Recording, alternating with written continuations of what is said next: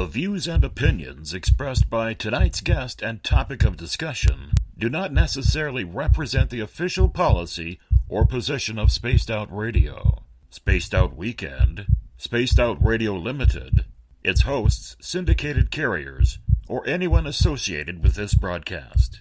Any rebroadcast, reproduction, or other use of this broadcast or podcast without the express written consent of Spaced Out Radio or Spaced Out Radio Limited is strictly prohibited. Listener discretion is advised.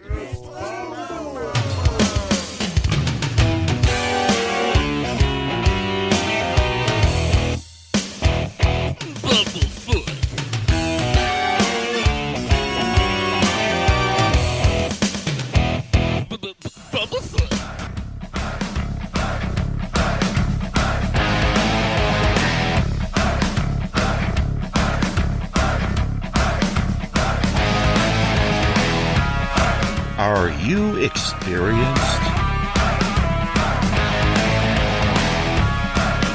Stop right there!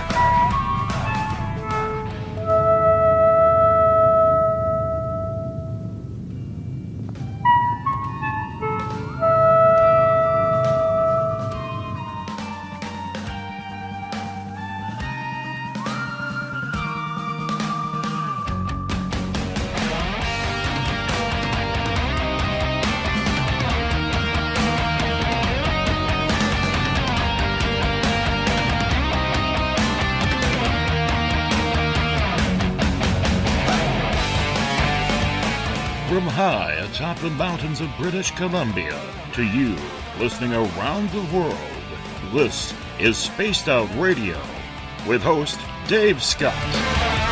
They let us play with all our toys. They let us think that we're big boys. They let us make a lot of noise, but we ain't rule the world. They let us think we're Superman. You can follow us on our website, spacedoutradio.com, on iTunes and TuneIn. Follow Dave on Twitter at Spaced Out Radio, on Facebook at Spaced Out Radio Show, or on our YouTube channel, Spaced Out Radio Show. I try to act so cool, but you know I'm just a fool for you. I will stop till I reach the top just to be there with you. Dave, oh Dave, are you playing with Bigfoot and aliens again? Dad, you gotta stop haunting the ghosts. It's scaring them. All right, seriously, put down the pointy sticks. Okay! Game on! Game on! Game on!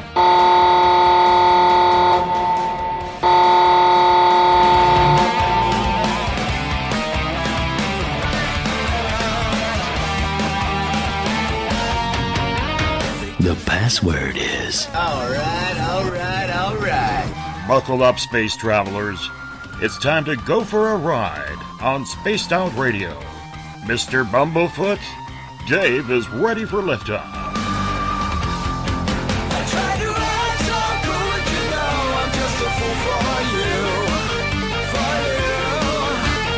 you. Seriously, Dave? Really? Aren't you a little old for a tinfoil hat? Hello, Toby. Bye-bye. Love you.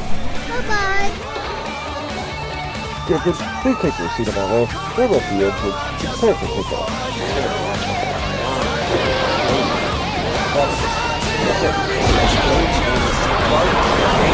Start.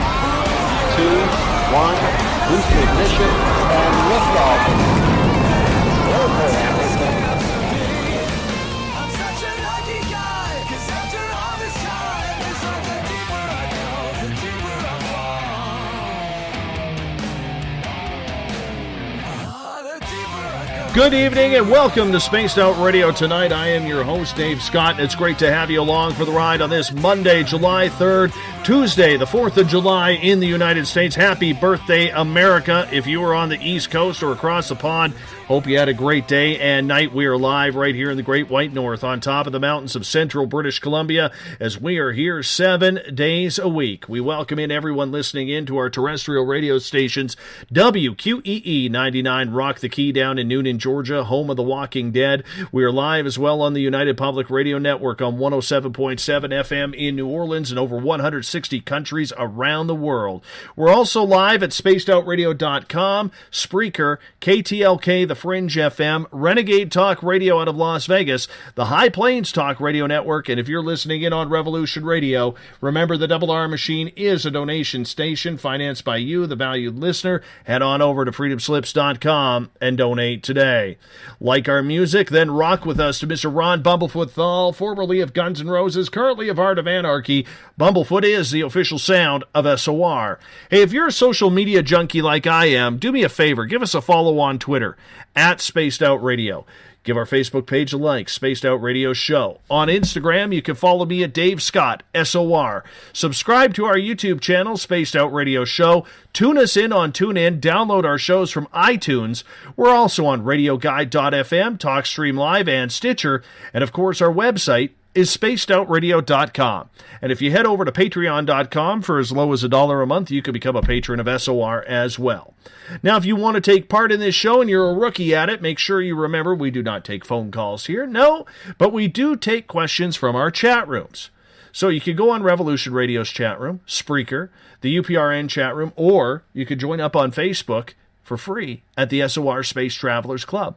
Or if you're on Twitter, you can just use the hashtag Spaced Out Radio. We got a great group who chats in there as well. Now, if you head to our website for $5 a month, you can become an SOR Space Traveler. And as of right now, you can go to our Spaced Out Radio store, pick up a t-shirt, poster, stickers. Actually, you can't tonight. You can't because our website is down. And I'll tell you why. Our website is down because as of tomorrow, we're relaunching it. Brand new look. It's going to look sexy. It's going to look sleek. It's going to look very, very good for all of you to maintain, control, see what is going on. We got people doing an amazing, amazing job with it. So hold off on the website until tomorrow, if you don't mind, because it's going to be a brand new look to it all. It's going to be exciting. I haven't even seen it. I'm excited to see it tomorrow. So make sure you do that. Tonight, we are talking about one of the greatest conspiracies and potential mysteries in the history of the United States. Author Mark Shaw is with us. If you want to check out his website, markshawbooks.com. He is here to talk about one of the hottest topics of debate for the last 54 plus years, and that is what truly happened to John F. Kennedy. Kennedy, the 35th President of the United States, was assassinated on Friday, November 22, 1963, in Dallas, Texas, while riding in a motorcade in Dealey Plaza. We all know that story. The official story was Kennedy was fatally shot by former United States Marine soldier Lee Harvey Oswald while in a presidential motorcade. A 10-month investigation by the Warren Commission from November 1963 to September 1964 concluded that Oswald acted alone in shooting Kennedy. But is this the truth?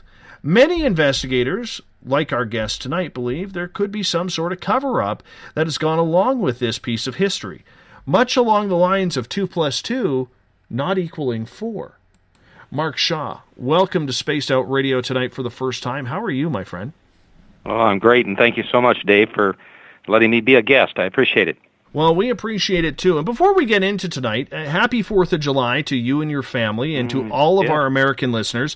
About 75% of our audience is in the United States, and we love to have a lot of them being a part of this, and we want to wish everybody a big love-in down there, and the party is on. You know what? I got to tell you this story, though.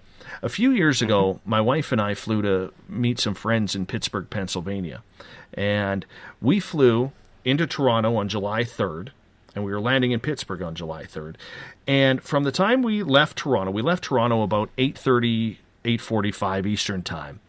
And from the time we crossed Lake Ontario and it started to get dark, from the time we hit Buffalo straight to Pittsburgh, I've never seen fireworks from an airplane.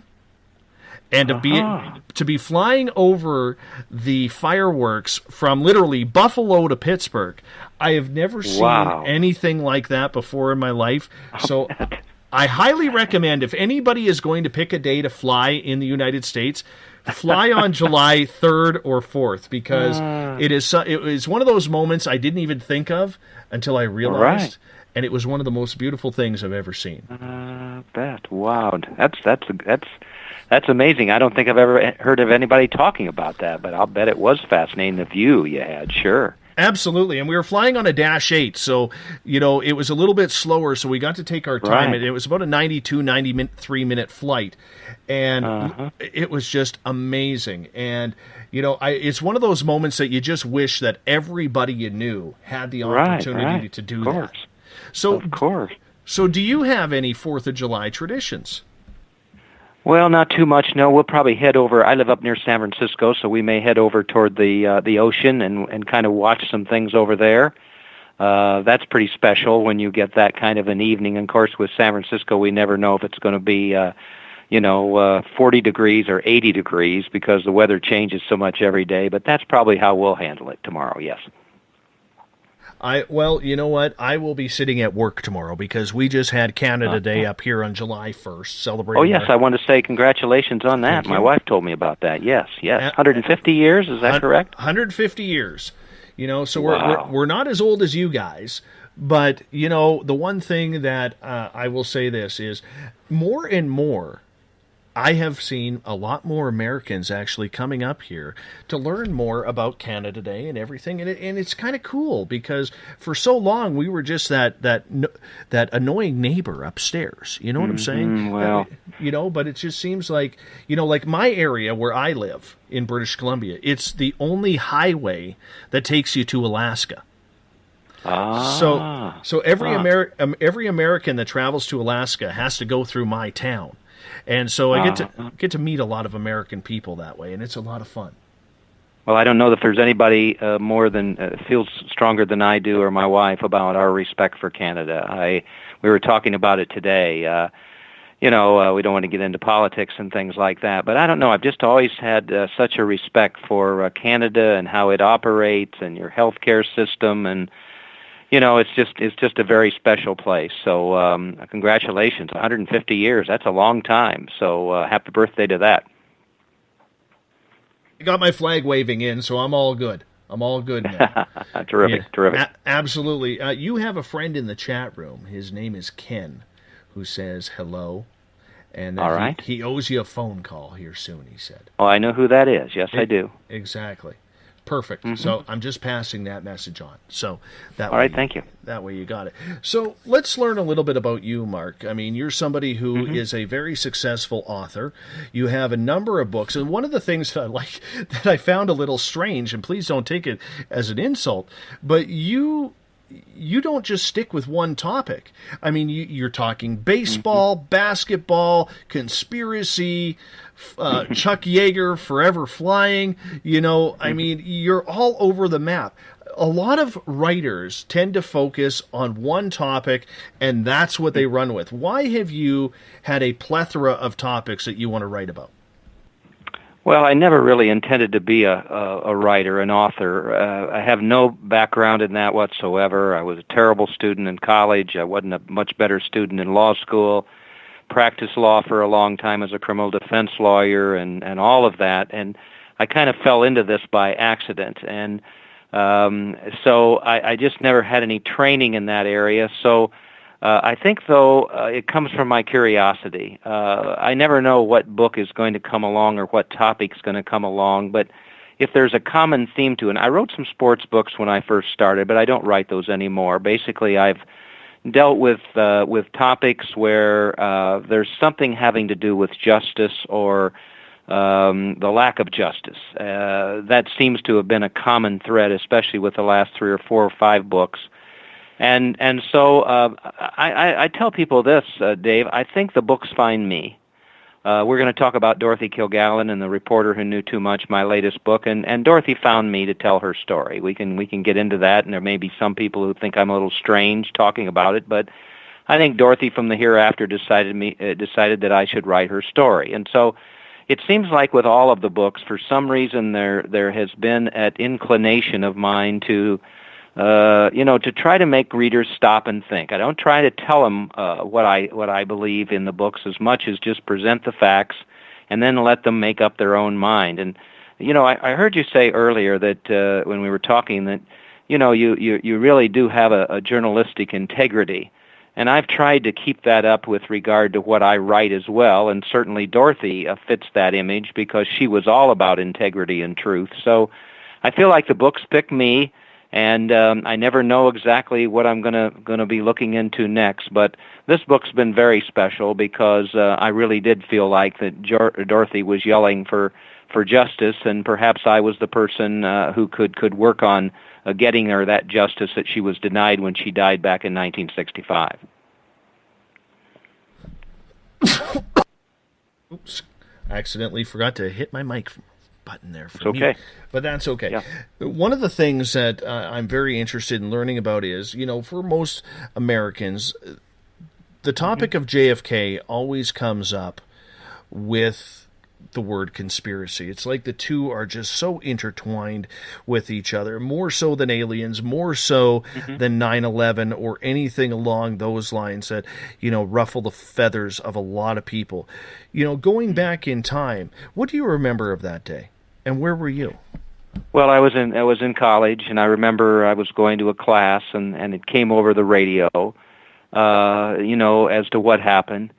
And, like all the other Americans and people around the world, right away we were blasted with this proclamation by FBI Director J. Edgar Hoover that, the suspect was Lee Harvey Oswald, and it was Oswald alone, and he did all this, and, then he was shot 2 days later, and it was Jack Ruby, and Jack Ruby acted alone. And so in some ways now looking back, I feel like we were kind of brainwashed at the time to believe that all that was possible. And through the years, I think there's been a lot of distortions of history that discuss so much about conspiracy or whatever that way. But, I remember, some sadness, of course, because we looked up to JFK at the time. I think there were those that felt he was headed the United States in the right direction. So it was a very sad time, but at the same time, I recall, even in college wondering, wait a minute, how did this all happen like they're telling us it did? And, of course, I put that to bed over the years and didn't think about it too much until I got interested in looking into it in about 2006 or 2007. Because I knew a famous lawyer in San Francisco named Melvin Belli. I practiced law a little bit in his building at one point. And for those that don't know, Melvin Belli was the attorney for Jack Ruby, who shot Lee Harvey Oswald on television, of course. And I knew Mr. Belli, and when he died, I decided to write a biography of him. And that has led to, three books, and perhaps a fourth one coming up. Because what I learned during my research in looking into Mr. Belli's defense of Jack Ruby made me wonder about some things that I couldn't leave alone, and that caused the research that has led to these books, and especially the Dorothy Kilgallen book. And we're going to get more into Dorothy here later on in the show. When you were going through this entire process, what made you decide that this was something that you wanted to start investigating a little more on? What was something that led you to the point that this was something you needed to write about?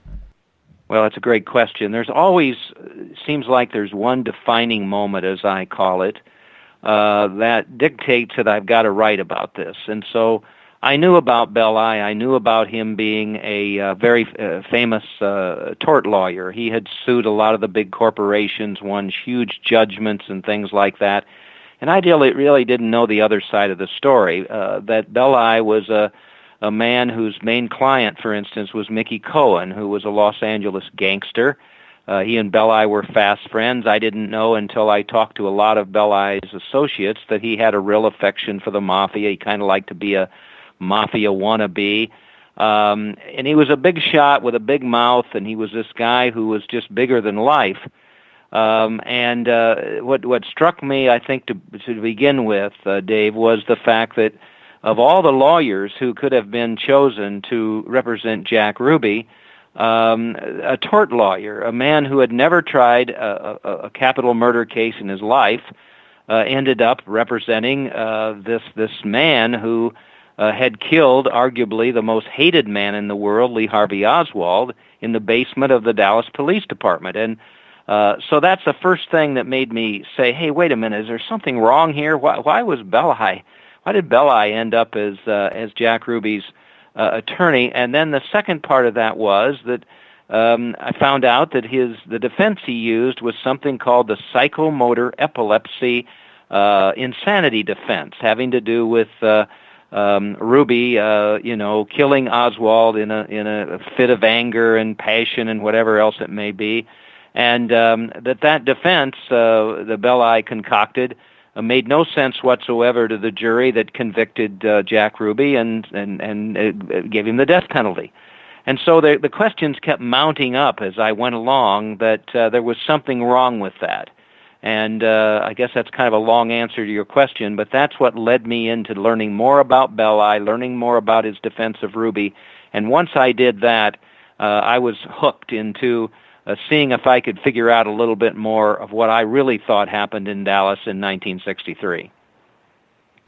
Did it become a passion for you? That the minute you opened up that door, you had to run full steam ahead? Because there were so many people, and there have been so many people, who have broken down this video, left, right, center, diagonally, whatever direction you want. And a lot of people have come to the same conclusion. Others have come to different occurrences. Sure. What made you feel that you had the ability to bring a new storyline into this?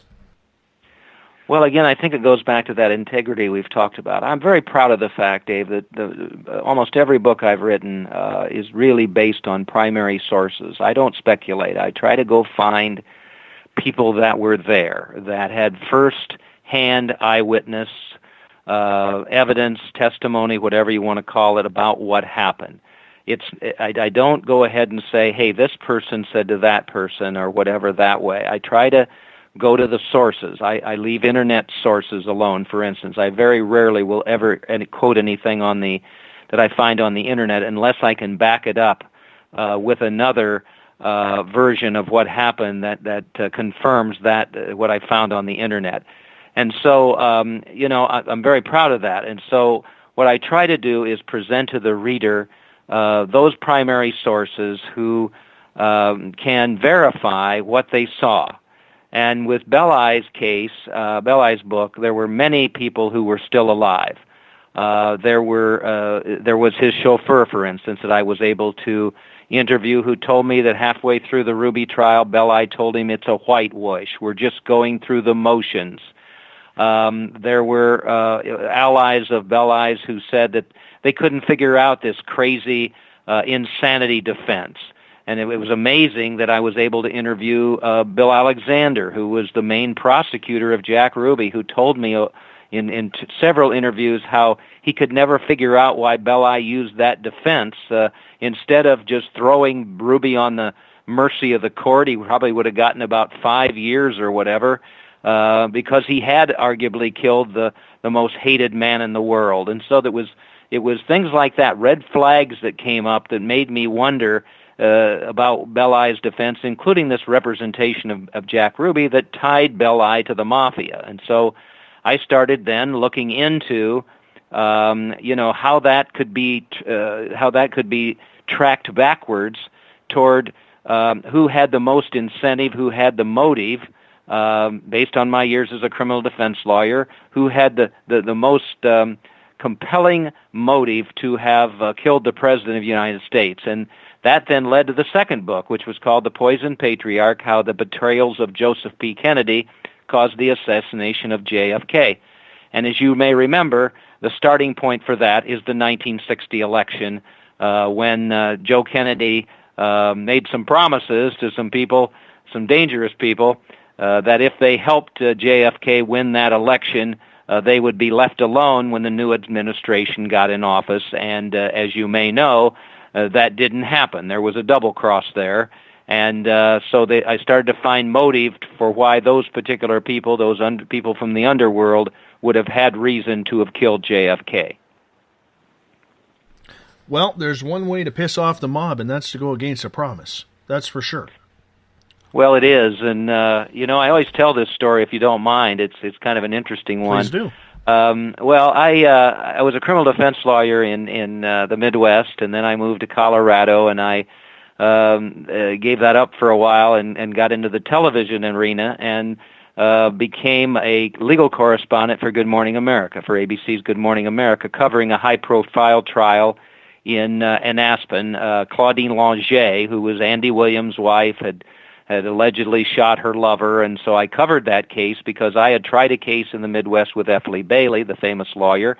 Bailey couldn't cover the Aspen case, and so they asked me to do it. And so I analyzed that case for ABC, and then Good Morning America hired me as a correspondent. And one of the first stories they gave me to do was send me to Atlantic City. And so I went there, and I was able to interview the attorney for a mafioso in Philadelphia called Angelo Bruno. And he was a big-shot mafioso, and I interviewed his lawyer. And that interview aired the next day on Good Morning America, and the producers were just amazed that this man would even talk to me and what he had revealed. And so they said, Mark, why don't you call him again and see if he'll talk to you? And I said, well, sure, I will. So I got on the phone, and I called his office, and this woman answered, and apparently she was a receptionist, and her voice was very weak and everything. And I said, listen, this is Mark Shaw, and I'd like to interview, I can't remember the lawyer's name, but I'd like to interview him again. And there was a long pause, and it almost sounded like she was crying. And she came back on the phone, and she said, well, Mr. Shaw, maybe you don't know it, but my boss's car was blown up this morning. Wow. That's uncomfortable. And it just said to me, obviously whoever Angelo Bruno's people were did not want that lawyer talking to someone like me. And so it just had an impact on me as to what can occur when you cross those people.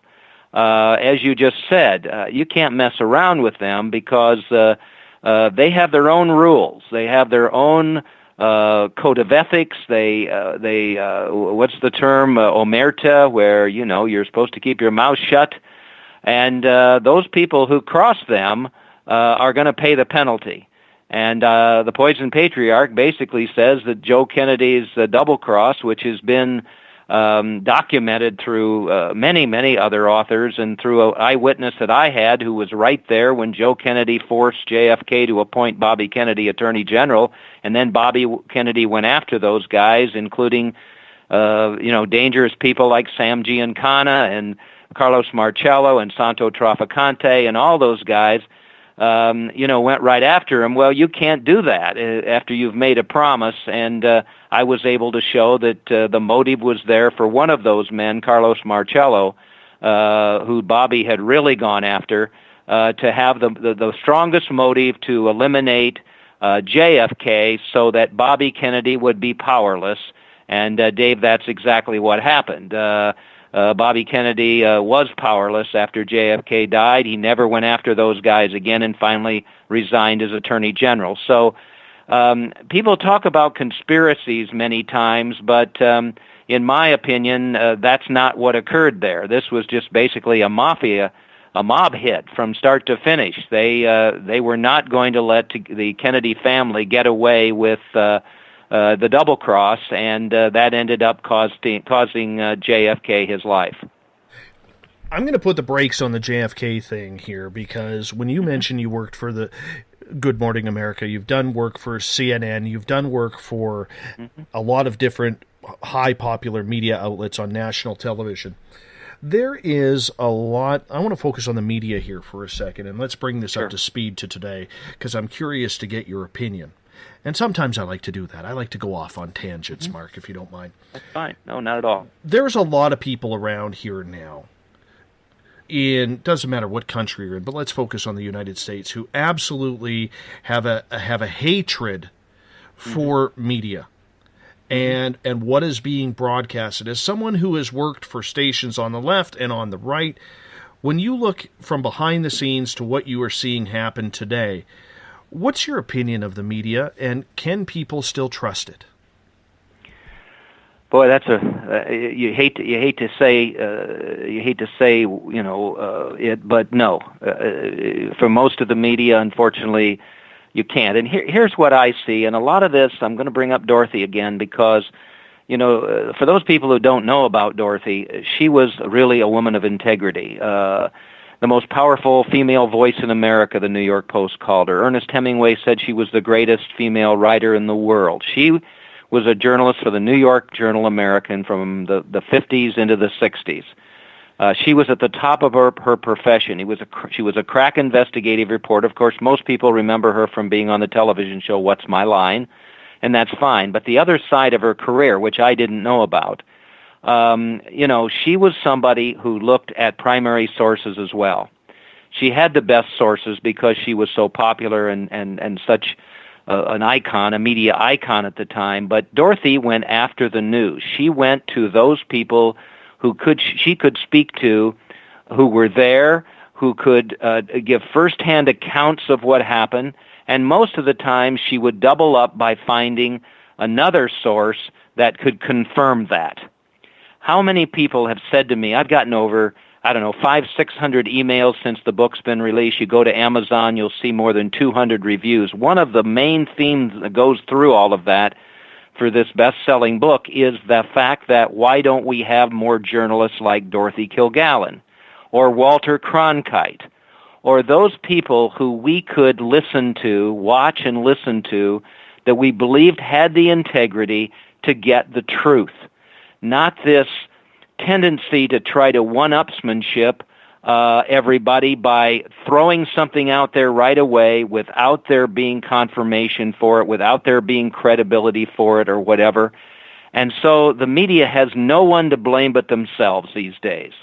But unfortunately, many people just take what they say as gospel and run with it on the internet and all of the social media and everything, and so it gets splashed out there very quickly without there being this confirmation that we need. And so I don't know exactly what the answer is, Dave. It's really unfortunate because I was asked the question, about a month ago on a show, who do we look to these days if we really want to know the truth about what's happening? Do we go to Fox? Do we go to CNN? Do we go to the other, the regular networks?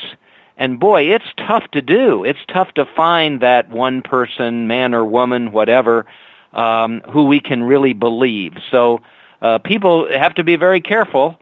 I suppose there are those credible reporters out there, but they're few and far between, and that's a real tragedy today.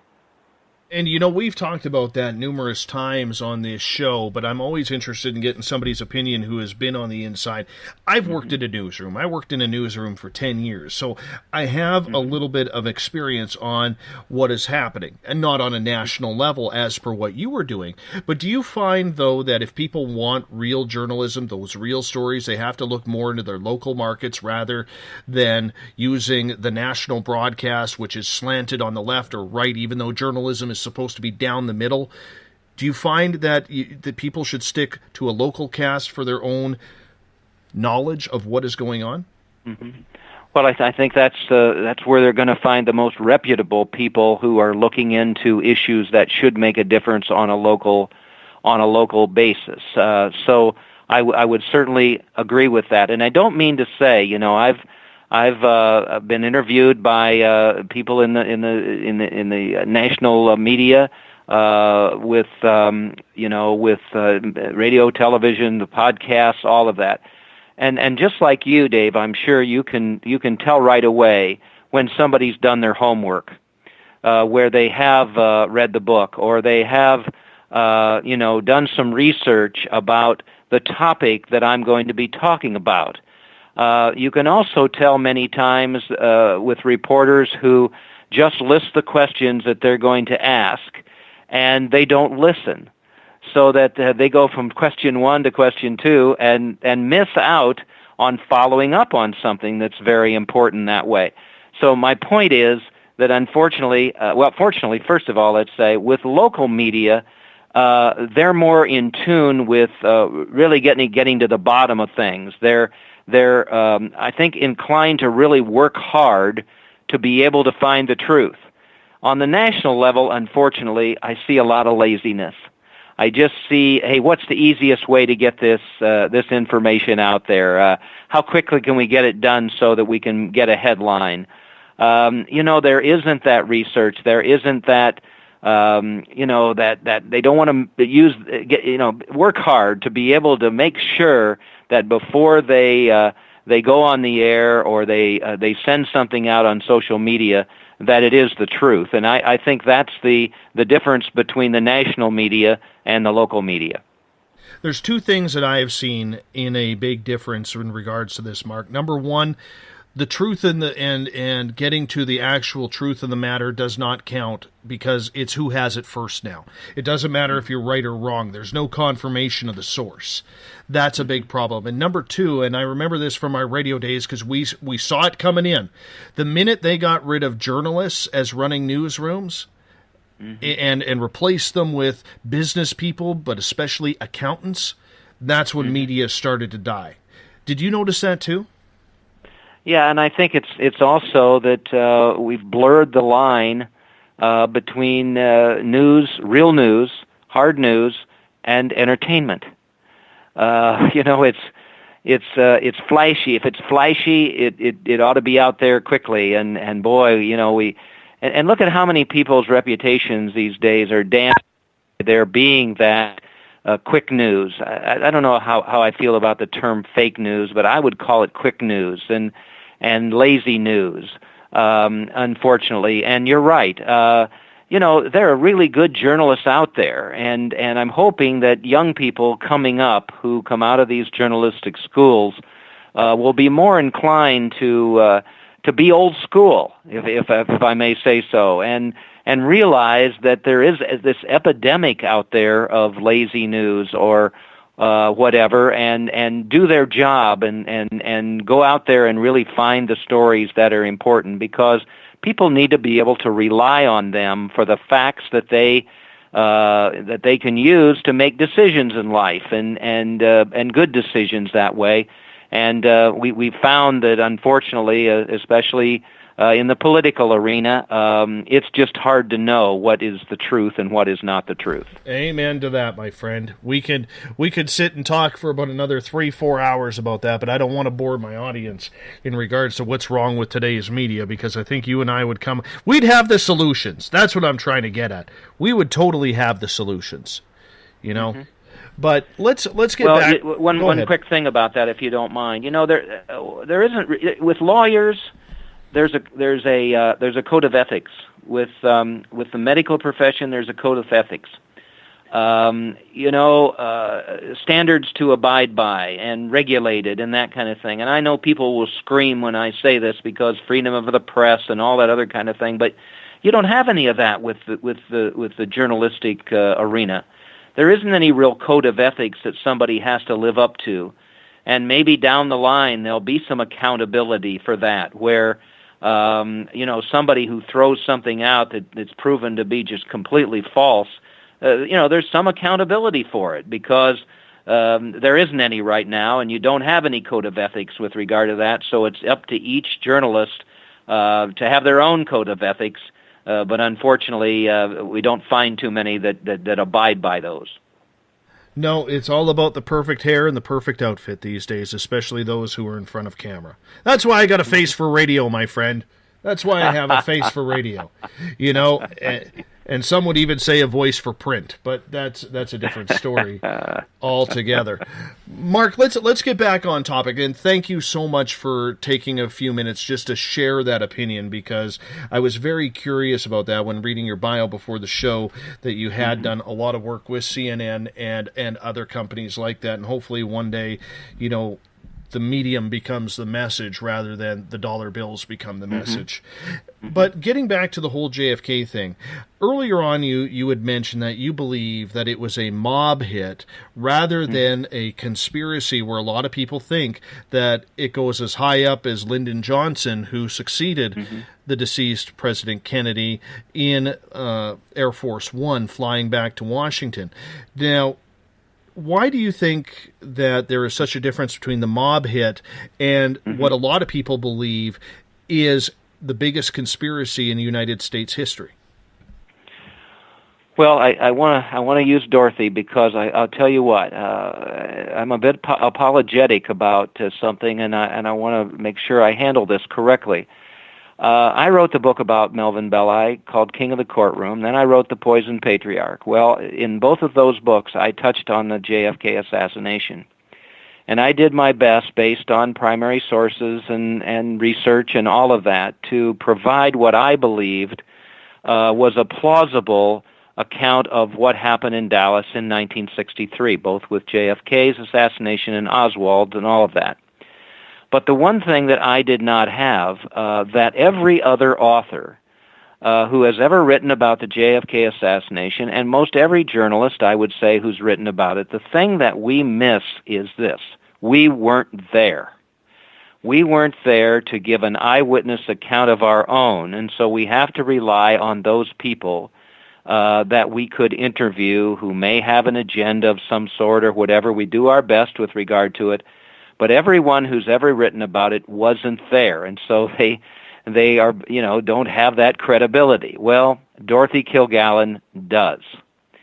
And when I first began to her life and times and her death, I was able to realize that Dorothy was there. She had decided once JFK died, it was personal for her because JFK had befriended her son Kerry. She knew him socially, but JFK had befriended her son Kerry when they went to the White House. Pierre Salinger sent up a tour, and JFK made a big deal about Kerry and some letters he'd brought from her third grade class. He gave Kerry a PT 109 pin for his lapel. It was a big deal. And so when JFK died, Dorothy wrote one of her first columns about it, and she said, what I remember is a tall man stooping over a little boy looking at the letters he brought from his third grade class. This is the man who was assassinated in Dallas.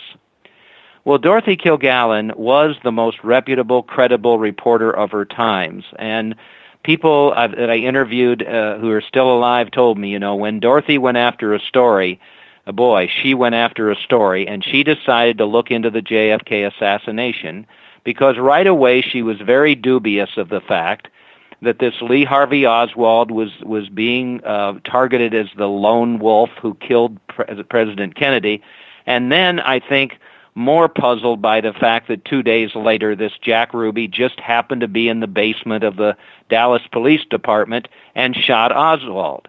And so she launched this investigation, and she had the best sources of the day.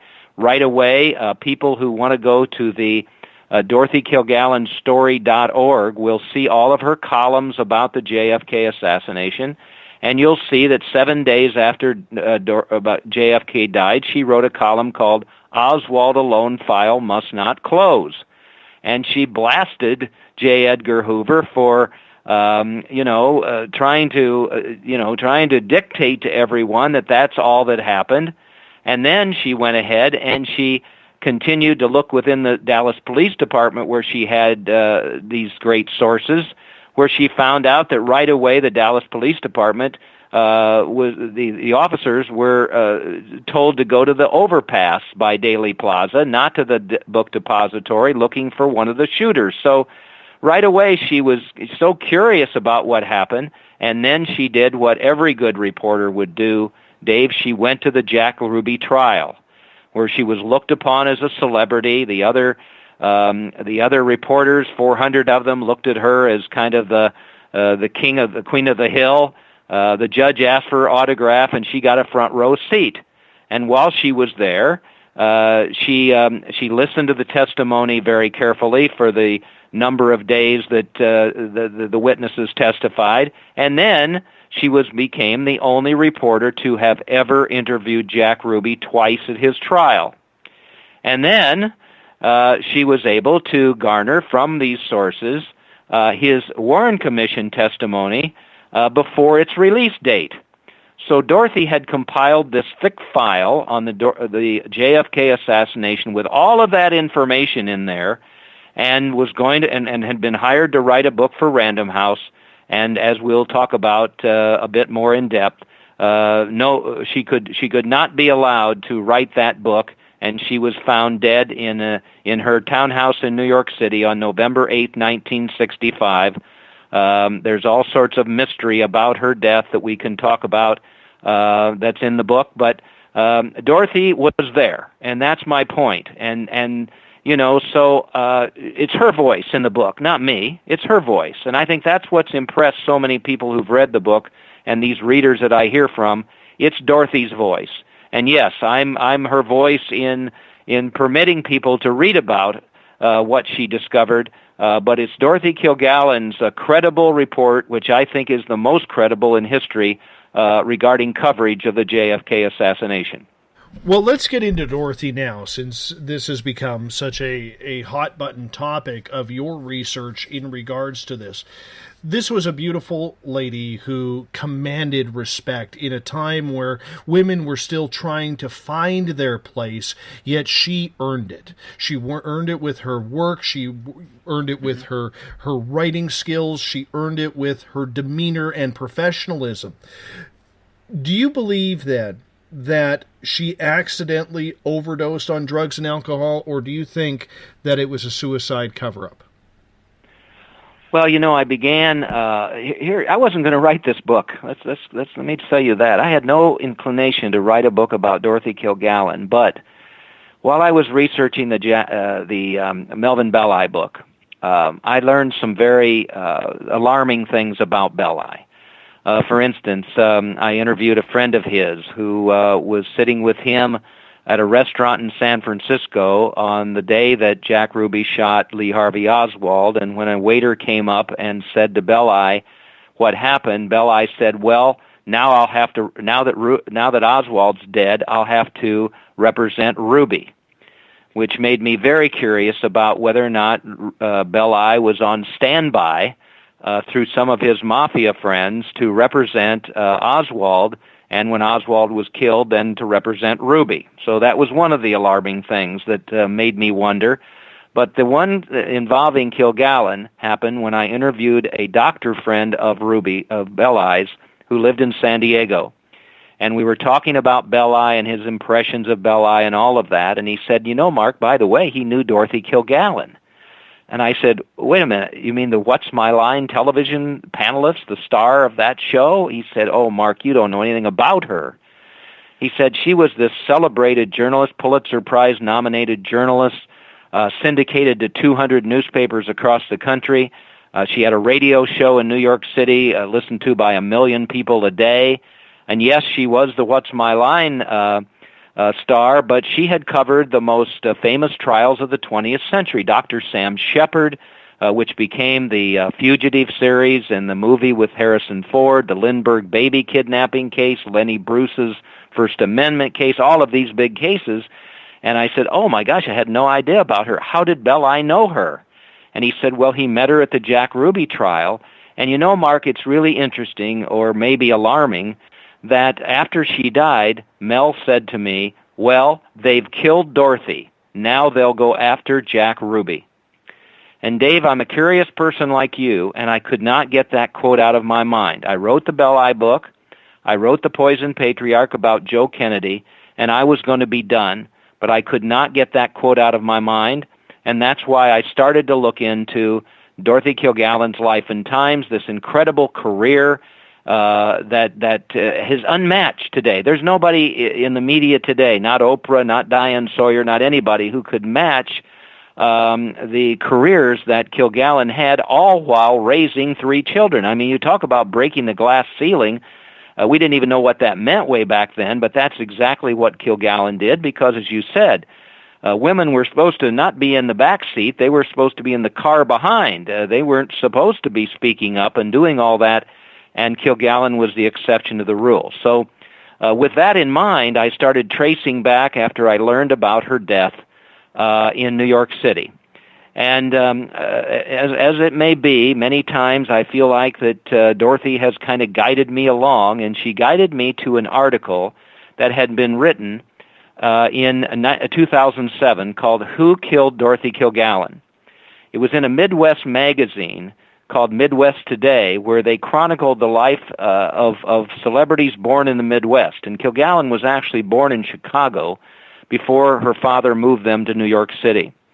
And I read this article, and I was just flabbergasted because it quoted Kilgallen's two hairdressers, perhaps her two best friends in the world. It quoted a woman who was a contestant on her What's My Line show, who probably was the last woman to have seen Kilgallen alive.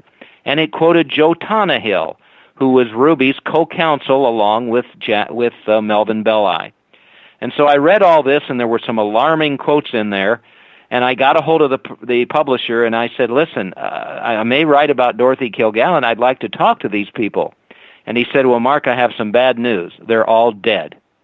And I said, oh, no. And he said, well, I have some good news. There's a woman on the West Coast who was obsessed with Kilgallen's death, and she and a colleague found these witnesses, and they videotaped the interviews.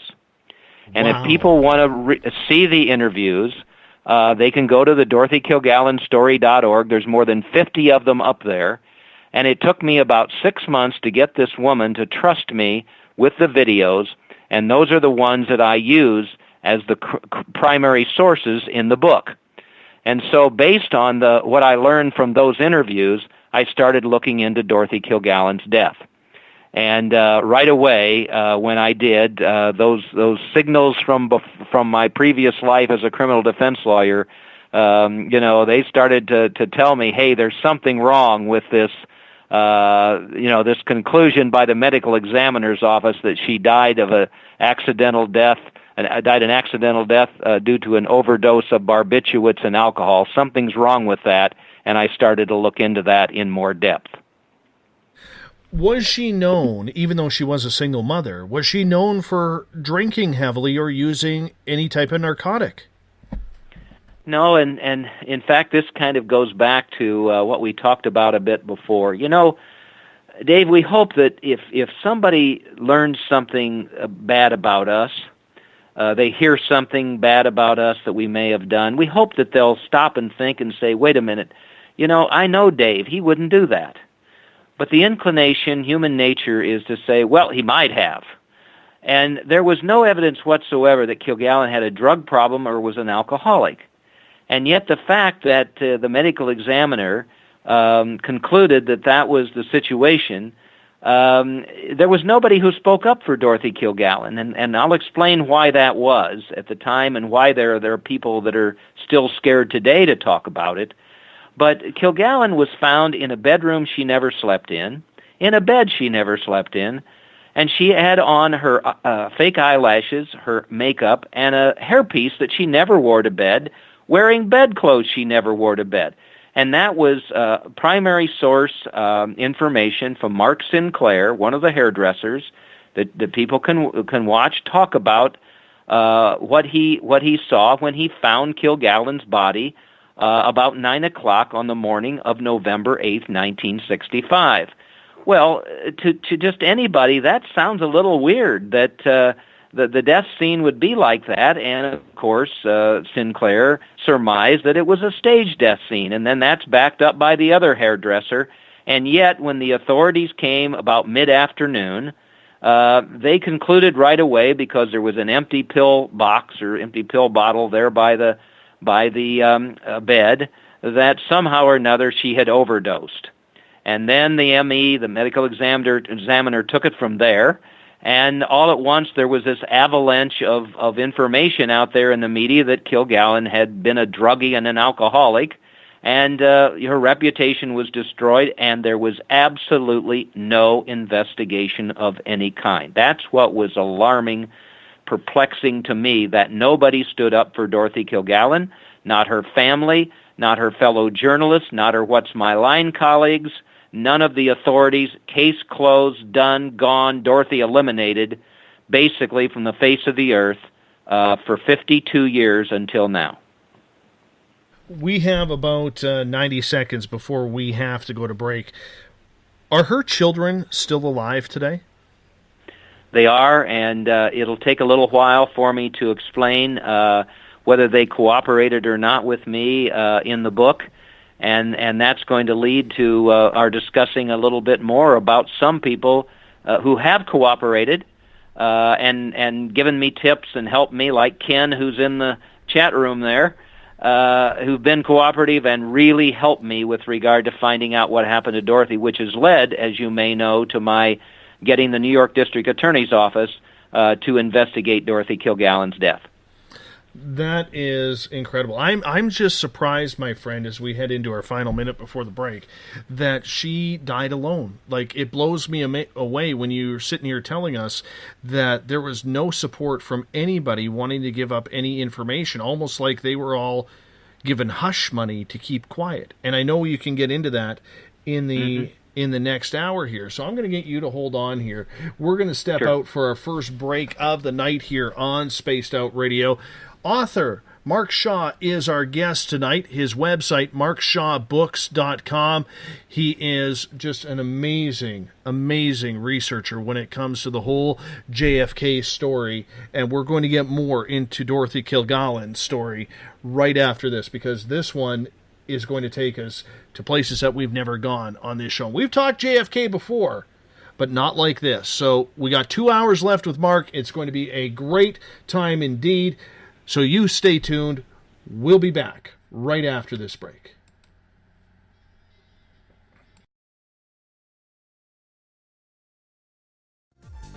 Coming September 29th to October 1st, the first annual Spaced Out Radio Caribou Paracon. Hi, this is Dave Scott. The event will be held at the Spruce Hills Spa and Resort in 108 Mile Ranch, British Columbia. Come join us for an amazing weekend of speakers talking all things paranormal, UFOs, ghosts, aliens, Sasquatch, intuitiveness.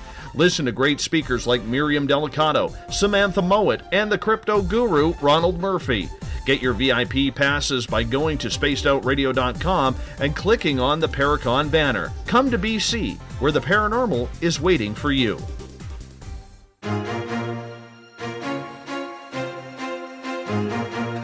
From coast to coast to coast, Blacklight Uncharted is taking on the paranormal across Canada. From ghostly hauntings to the UFOs flying above in conjunction with MUFON Canada, they're closely investigating what's going on in the northern skies and checking out the apparitions that walk among us. Check out our videos right here at spacedoutradio.com. We want to know your thoughts, we want to hear your experiences, and we want you to share your stories. The answers are out there, and we intend to find them. Would you like to become one of our space travelers? All you have to do is click on the Space Travelers icon at spacedoutradio.com. For only $5 a month, you can get access to some great prizes, as well as private monthly shows, newsletters, and a members-only section on our website. Become a space traveler today. It's paranormal news at its finest. Welcome to The Encounter. At spacedoutradio.com, The Encounter online is SOR's trusted news source for everything weird and strange going on around the world. This is news editor Eric Markham. Our team of journalists are scouring the planet for those strange stories that rarely make the mainstream. No fear-mongering or fake news here. Head over to spacedoutradio.com and encounter The Encounter.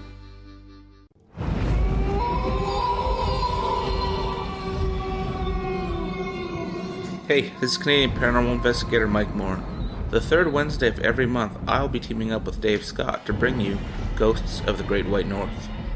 Each month, we will bring on guests from across Canada to discuss their ghostly encounters. Canada is a paranormal hotbed with stories you've never heard, so we're going to bring them to you. So get comfy on your Chesterfield, grab a donut, and join us, eh?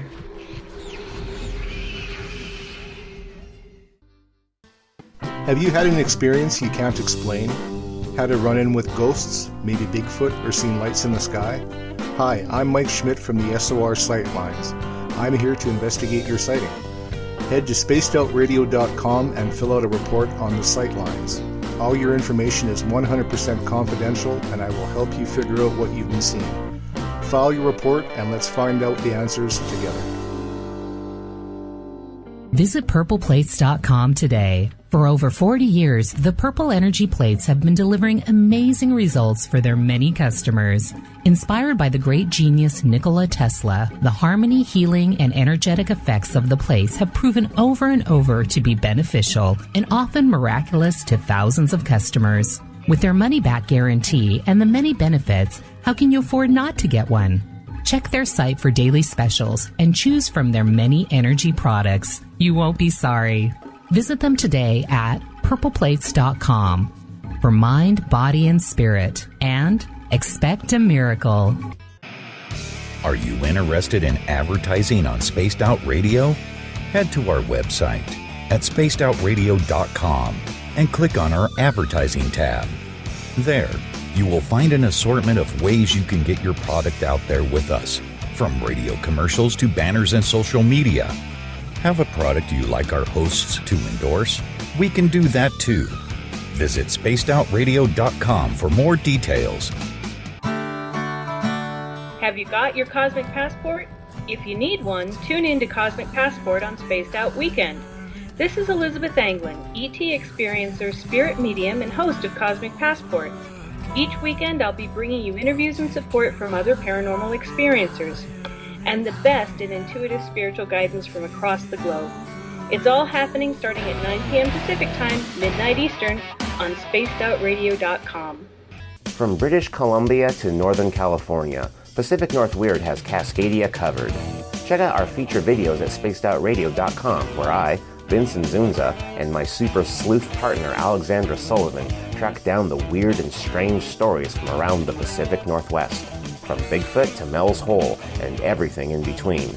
This is what makes life exciting. So why report the normal when we can report the Pacific North Weird right here at spacedoutradio.com. Oh, there's only one way to rock. Loud and proud. In high definition. Radio 702 rocks. Las Vegas. Every Saturday and Sunday night, as Dave Scott wanders aimlessly in the wilderness, you can come hang out with me, James Tyson, in Spaced Out Weekend. Starting at 9 p.m. Pacific, midnight Eastern, I'll take you along as we talk with some of the best experts in their fields. SpacedOutRadio.com is the place to find us. So sit down, relax, put your feet up. Enjoy the topics like the paranormal, supernatural, intuitiveness, and so much more. Hope to see you there. Don't have time to listen to Spaced Out Radio live? Wherever you are, the car, the office, the shower, or even if you're traveling, we're right here for you. Each Spaced Out Radio show can be found on iTunes, TuneIn, and on our YouTube channel, Spaced Out Radio Show. It's the perfect way for you to catch up on our shows. For more information, just head over to our website, spacedoutradio.com, and tune in to us today. The views and opinions expressed by tonight's guest and topic of discussion do not necessarily represent the official policy or position of Spaced Out Radio, Spaced Out Weekend, Spaced Out Radio Limited, its hosts, syndicated carriers, or anyone associated with this broadcast. Would you like to connect with us? Head to spacedoutradio.com for all your latest show info. And hit us up on Twitter using the hashtag Spaced Out Radio. Now, back to Dave Scott and SOR. Welcome back to the second hour of Spaced Out Radio tonight. I am your host, Dave Scott. Great to have you with us. Tomorrow night on the program, we step back into our spiritual side. The first Tuesday of the month means Elizabeth April is back.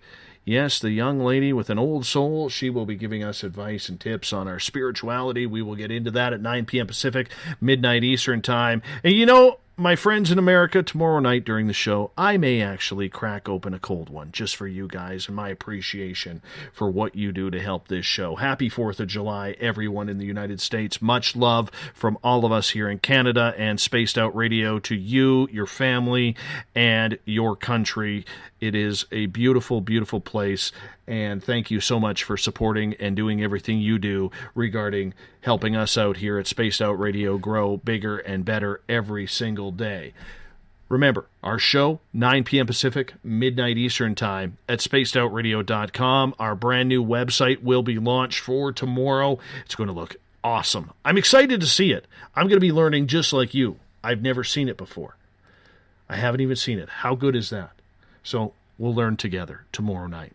We want to welcome in everyone listening in on WQEE 99 Rock the Key down in Noonan, Georgia, home of The Walking Dead. We are also live on the United Public Radio Network on 107.7 FM in New Orleans and over 160 countries around the world. Thank you for being with us.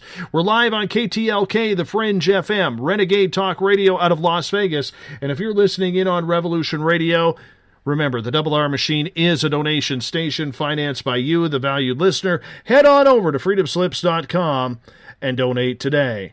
Bill Cardwell has set the password for tonight in the SOR Space Travelers Club. Hapazanthus. Hapazanthus is your password. Make sure you use it wisely, Space Travelers, as Bill sets the password each and every night right here on the mighty SOR. Now, if you want to follow us on social media, you can do so on Twitter at Spaced Out Radio. Use the hashtag Spaced Out Radio if you want to connect with us live during the show as well. You can give our Facebook page a like, Spaced Out Radio Show. Follow me on Instagram, Dave Scott, SOR. Subscribe to our YouTube channel, Spaced Out Radio Show. Tune us in on TuneIn. Download this show and others on iTunes. Our website is spacedoutradio.com, which once again, we will be relaunching tomorrow. So I'm excited to see you check it out because our new look is going to be awesome. Tonight we are talking JFK and the assassination and the conspiracy behind it. Our guest tonight is author Mark Shaw. His website, markshawbooks.com. Mark, welcome back. Hey, thank you. Thank you very much. Right before the break, I had asked you a question in regards to her children, Dorothy Kilgallen's children. And you said that they are still alive. Did you ever get any help from them in this biography? Well, you have to have some background there. And, it's interesting. You mentioned one of the stations that your program's carried on is New Orleans. And New Orleans plays a big part in what happened to Dorothy in the book, The Reporter Who Knew Too Much, because, in fact, as I show in the book, it wasn't an accidental death. It wasn't suicide. Dorothy Kilgallen was murdered because she was the reporter who knew too much. And New Orleans plays a part in that because we don't know exactly what Jack Ruby told Dorothy Kilgallen at the Ruby trial, but we do know that her next stop was New Orleans. And that's where, as you and I had talked about, New Orleans Mafia Don Carlos Marcello had his kingdom. And as I said, he's the one who had the greatest motive to have killed JFK so that Bobby Kennedy was powerless.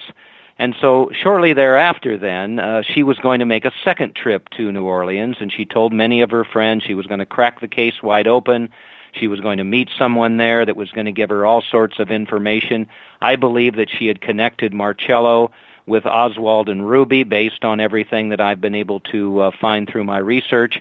And then shortly thereafter, she was found dead in that townhouse apartment.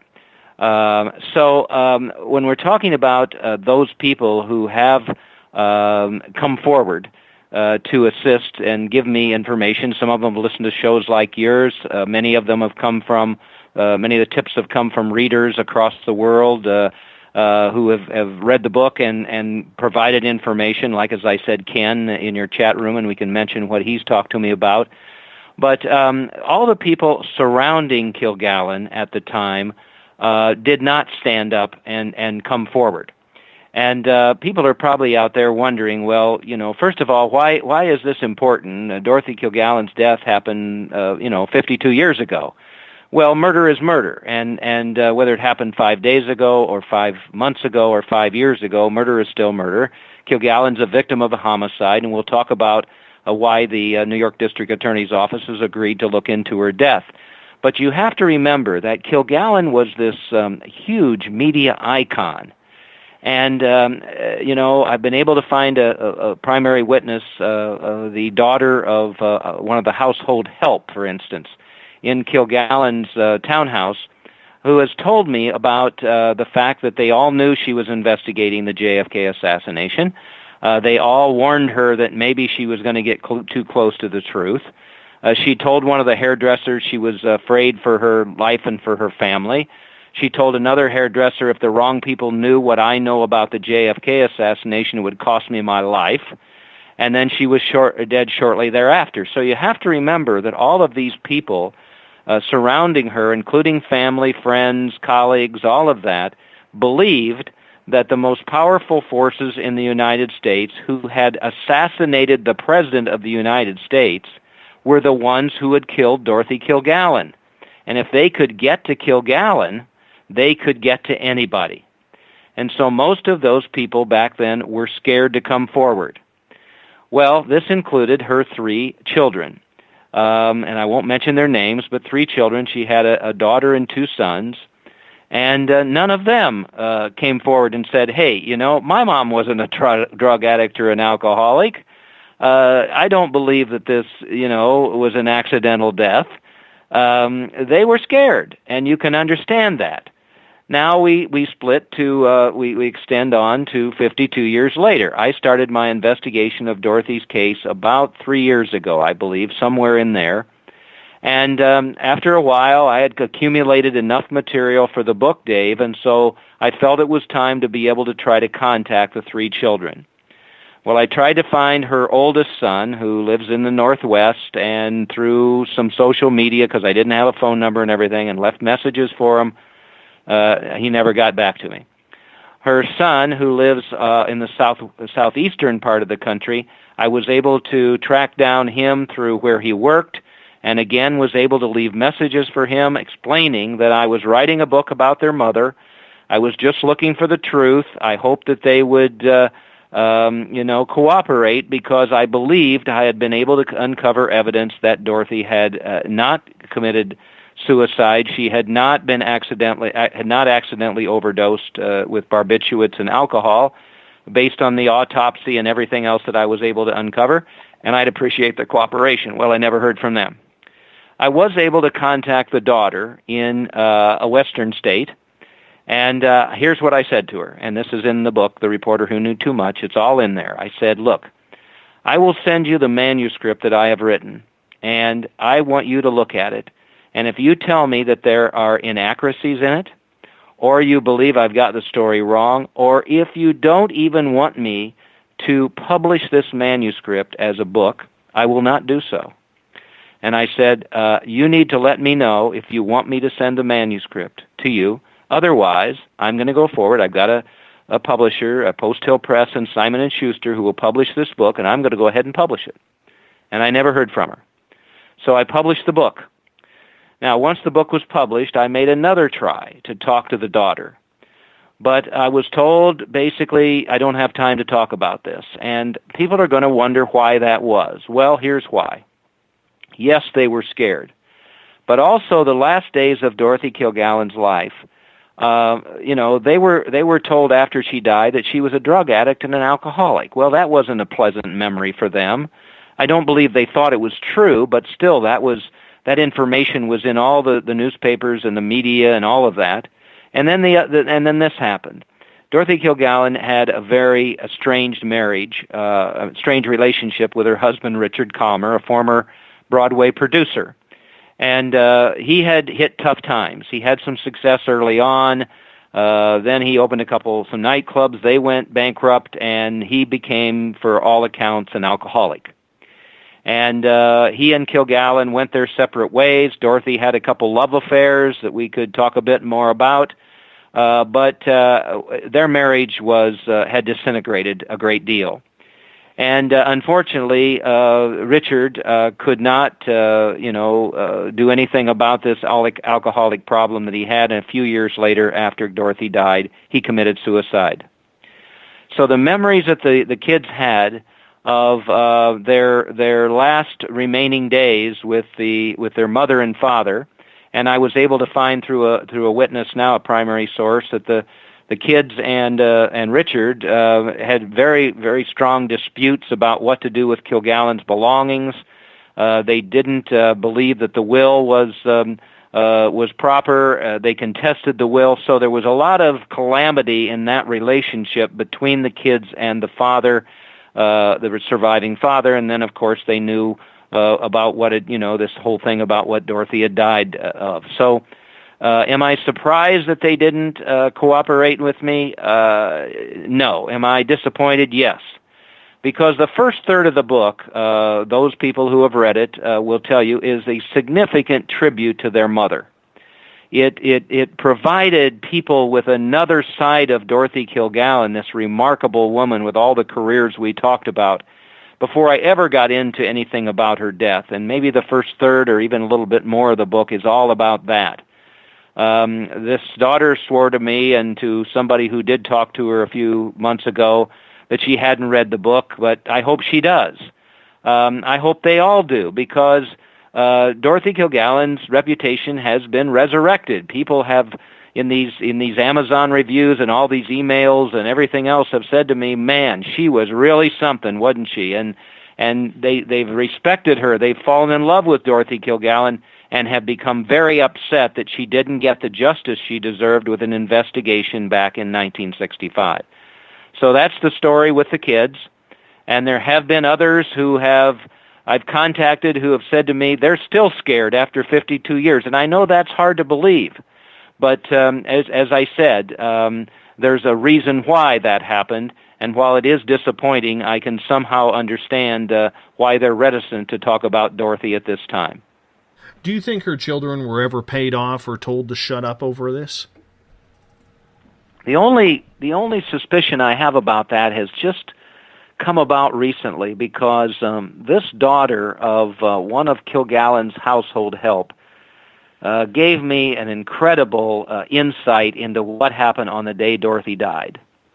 Her parents were around, and she gave me some very strong, inside information as to what happened that day.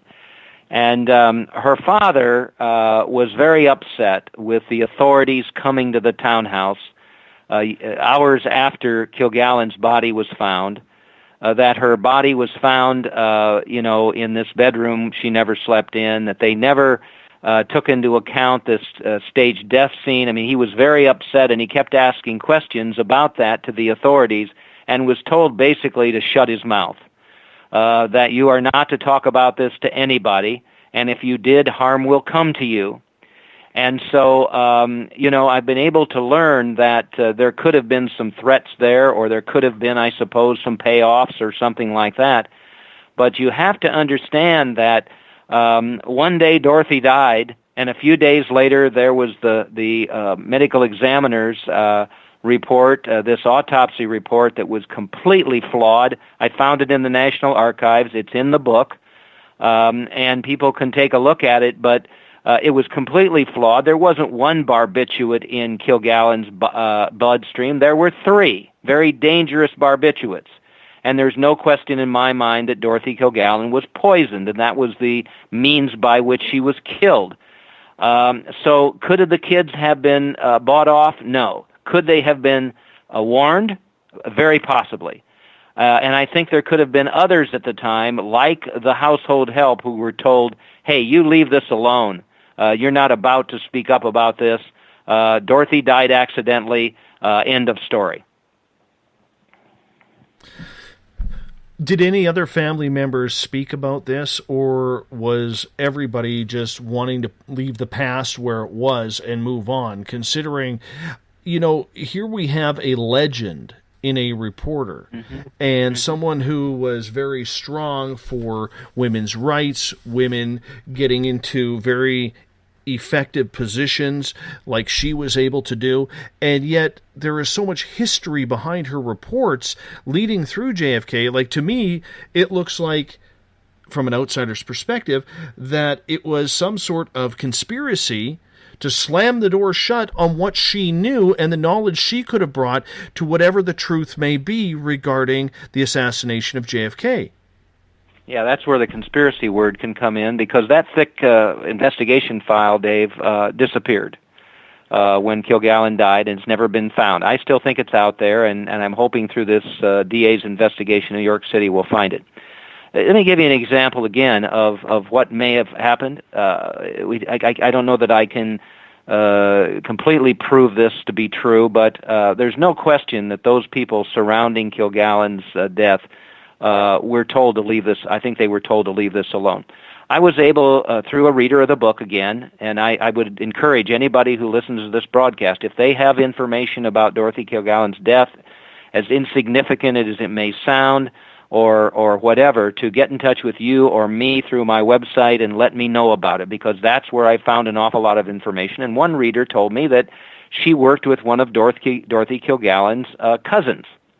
And so I was able to get in contact with this woman, and she read the book, and she was very impressed with what I was trying to do, and she came back and told me, hey, this cousin and the other cousins, they're very excited about the fact that you wrote the book. They're excited to hear that there's going to be an investigation. They really can give you some, insight as to some things happened there that they told me about, but they really don't want to talk to you because they're scared to do so. They have led their lives differently for 50 years. Even on Facebook, they've watched themselves and all of that. So those people wouldn't talk to me.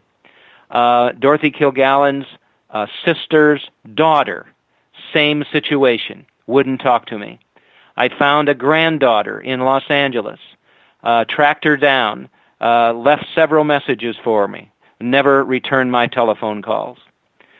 So that is shocking to me, because Dorothy Kilgallen was benevolent to all of that family. She was there for them. She helped out her sister when her sister wanted to get married to a man that the family hated, and she had the wedding at her townhouse. Dorothy Kilgallen was as good a friend to her family and as good a family member as they could be, and for those people not to want to come forward with any information to me is very, very disturbing. And I'll give you one other example, and Ken, who's in your chat room, knows about this, and I'm not going to get into names, but I'll bet he's surprised, because he was able to come forward. He had read the book, or no, I think he had listened to a radio program and came forward and told me that he knew something about this one man named Ron Pataki, who was a Columbus, Ohio journalist who had an affair with Kilgallen right before she died. And the hairdresser, Mark Sinclair, believed that Pataki might have been leaking some of Dorothy's JFK assassination evidence to the wrong people. And so he's a primary suspect in her death. He's still alive and lives in Ohio. I interviewed him 3 or 4 times, and I'm very dubious of his account that he wasn't even in New York City on the weekend that Kilgallen died. He also wrote some poems that point to his complicity in her death. I sent him the book. He knows he's a suspect. I've given that information to the New York District Attorney's Office, and I hope they will interview him. Well, Ken has a great heart and came forward with some information that somebody that he knew had about Ron Pataki. And God love Ken. He tried to do the right thing. And so I said to him, I'd like to talk to this person. And I believe he has really tried to make that happen, and it has not happened. Now, we wonder why. Is there something these people are hiding? Or are they just scared to come forward 52 years later after Kilgallen died? For God's sakes, nearly everybody except for Ron Pataki is long gone from this earth. I don't know who they think would be threatening them in some ways. But again, here's another indication that for whatever reason, someone is afraid to come forward. Why do you think, then, that after 52 years, there is still this silent gag order on what happened?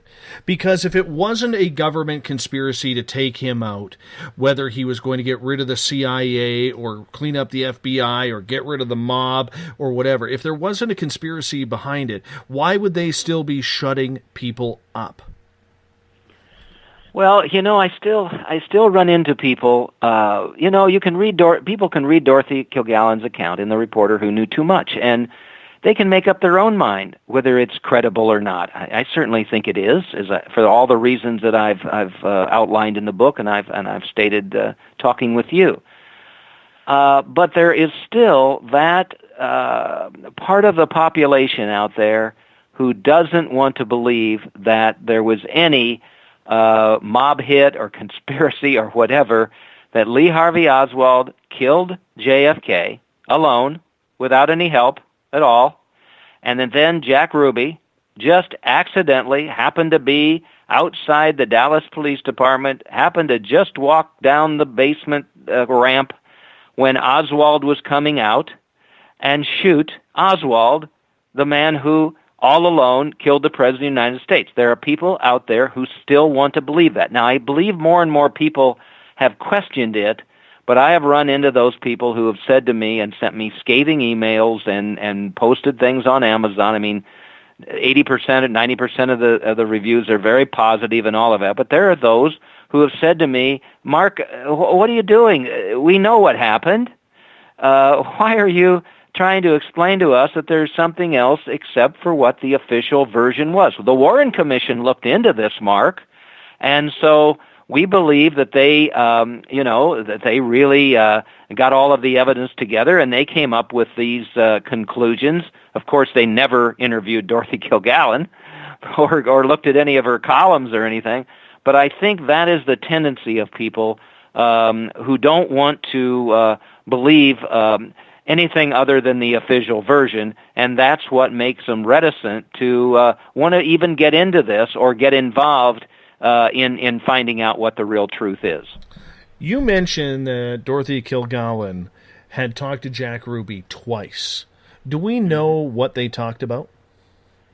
That's a great question, and one of the things I really would like for people to do is to go to the DorothyKilgallenStory.org and look at the videotapes interviews with Joe Tonahill. He was Melvin Belli's co-counsel for Jack Ruby.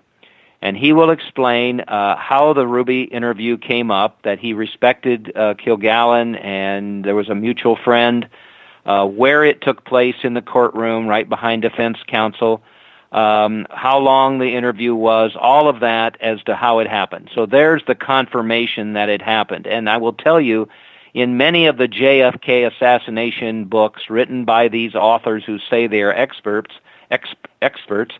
they even tell readers that Kilgallen never even interviewed Jack Ruby. That's this distortion of history that is out there in many of those books.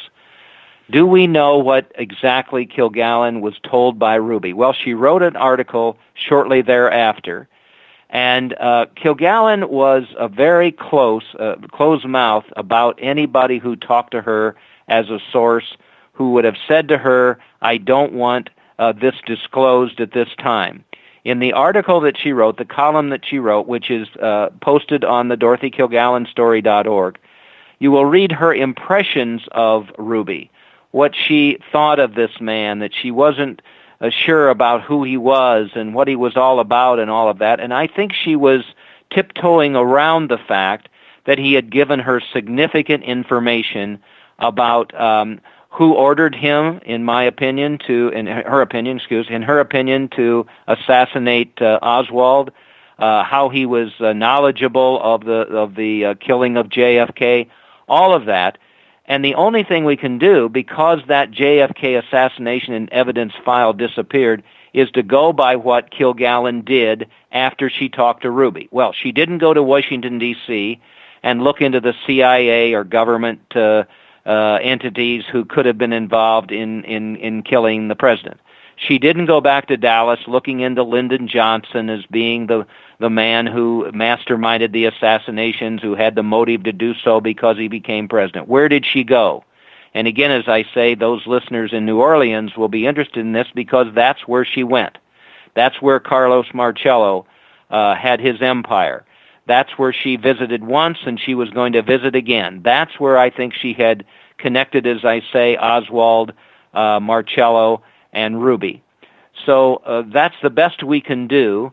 I have come up with some new evidence based on a man who contacted me who in some ways confirms the fact of those connections between those three men and gives me more of a feeling that Kilgallen was doing the same thing and going to do more about that when she went for that second visit. And then she would have included everything in her JFK assassination file, including details of the Ruby interview, in the book that she was writing for Random House. And those people who were threatened with exposure, the J. Edgar Hoovers and Carlos Marcellos and Sam Giancanas and those people of the world who could not permit her to expose their complicity in JFK's death, they could not let her write that book. And so they silenced Dorothy Kilgallen, the reporter who knew too much, which, of course, as you know, Dave, is the worst form of censorship. That information never saw the light of day, any of it, until now. Do you think in your heart of hearts that Jack Ruby gave her the truth of what happened? I think he, Joe Tonahill says that in an interesting way. See what you think of it. He says that he believes he believes that Ruby gave Kilgallen the truth as he knew it. Now, Melvin Belli had two things to do with the Ruby trial, in my opinion. One was, first of all, to never let Ruby testify, and he didn't, even though Ruby wanted to, and the jury was shocked when he didn't. They wanted to shut him up. The second one was to portray him as insane, calling him the village idiot in his final argument, that he was somebody who was out of control. And what that did, of course, is make everyone believe that if Ruby ever did talk, and he did at one point, saying that the world will never know the truth and all of that he wouldn't be believed, and he wasn't. So they succeeded in closing that door as they had closed the door on Oswald when he was assassinated. So, it doesn't appear, at least, from how Ruby acted during the trial and with whom he talked to at the time, that he had any mental problems. So Tonahill's put it that way, that he told Kilgallen things, he told her the truth as he knew it. Now, what do we believe from that? Well, the only thing that we can do is know what she did after she talked to Ruby, and she went straight to New Orleans. Do you feel then that any potential suspect, if this case was reopened for Dorothy Kilgallen's death, is alive today? Or would they be gone too? I mean, it is 50 years later. This is a good point because of your question to let your listeners know what has happened. When I finished the book, I felt like there was no investigation in 1965, and people who will read The Reporter Who Knew Too Much will understand and I think be very angry that didn't happen, as many readers of the book have, and those listeners who have heard me on radio and television and podcasts and things like that. They will be angry, as I was, that there was no investigation, because it didn't take a brain surgeon to figure out there was a staged death scene. The autopsy was flawed. We also were able to produce primary source evidence with 3 toxicologists who were at the ME's office in and around the time Kilgallen died, that the mafia controlled that ME office. So Marcello in the book, I believe, it is proven, was able to orchestrate that cover-up by the ME's office with the faulty autopsy report and all of that, designating that Kilgallen had died, accidentally. And so there was that whole ability to let this case just be closed without any investigation. Well, when I wrote the book, I made up my mind I was going to try to see if I could get it investigated. And I remember the very day when my letter agent said, "Mark, you're crazy. If you write a letter to the New York District Attorney's Office, they're going to tell you that 25 people were murdered last night in the Bronx. They don't have time for a case that's 52 years old, a cold case like that." But I didn't care.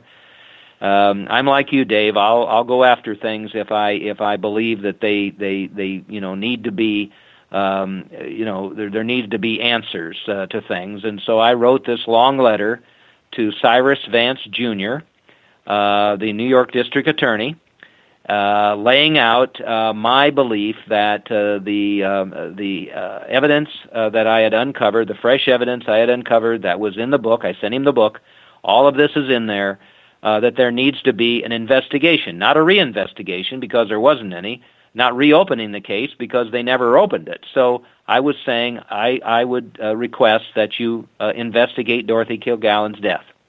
That was in December of last year, at the end of last year.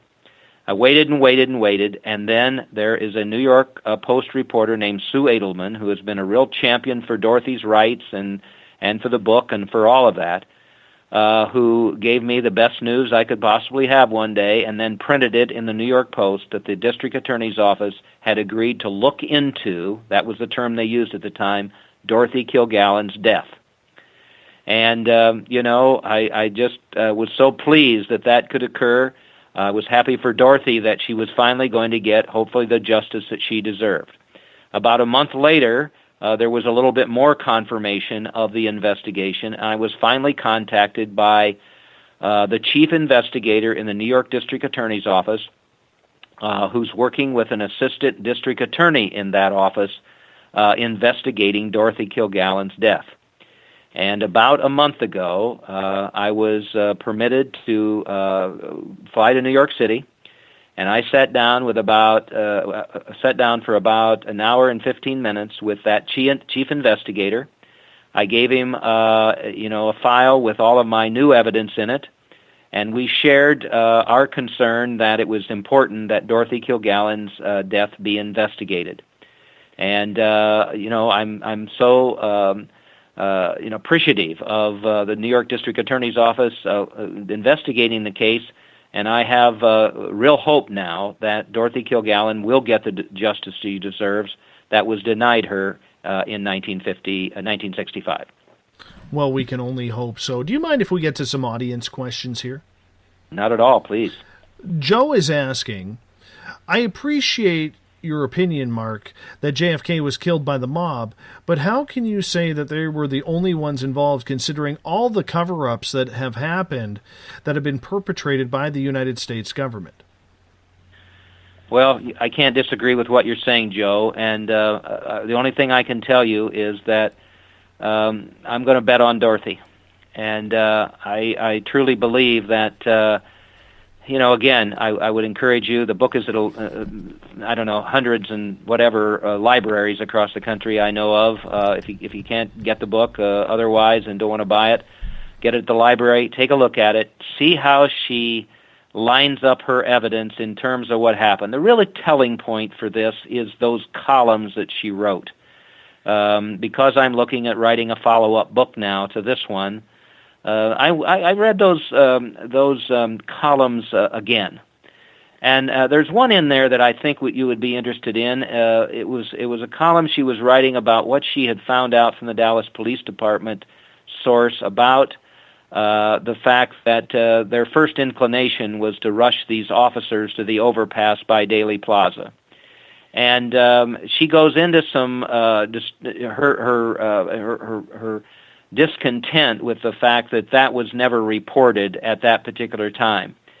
And I was able to secure Kilgallen's FBI file, at least the portions that they would give me, and I found that column in an FBI as part of an FBI memorandum. And in there, in that column, you would see that there's handwriting on a couple of the pages. And I was able to discover that handwriting was by none other than J. Edgar Hoover. And what he did is, in the margins of those allegations that she meant, that she wrote about this going to the overpass, there are the capital letters WRONG, wrong. And it's two or three places there, wrong, wrong, wrong. So there's no question that Hoover was watching and listening and reading to what Kilgallen was saying at the time.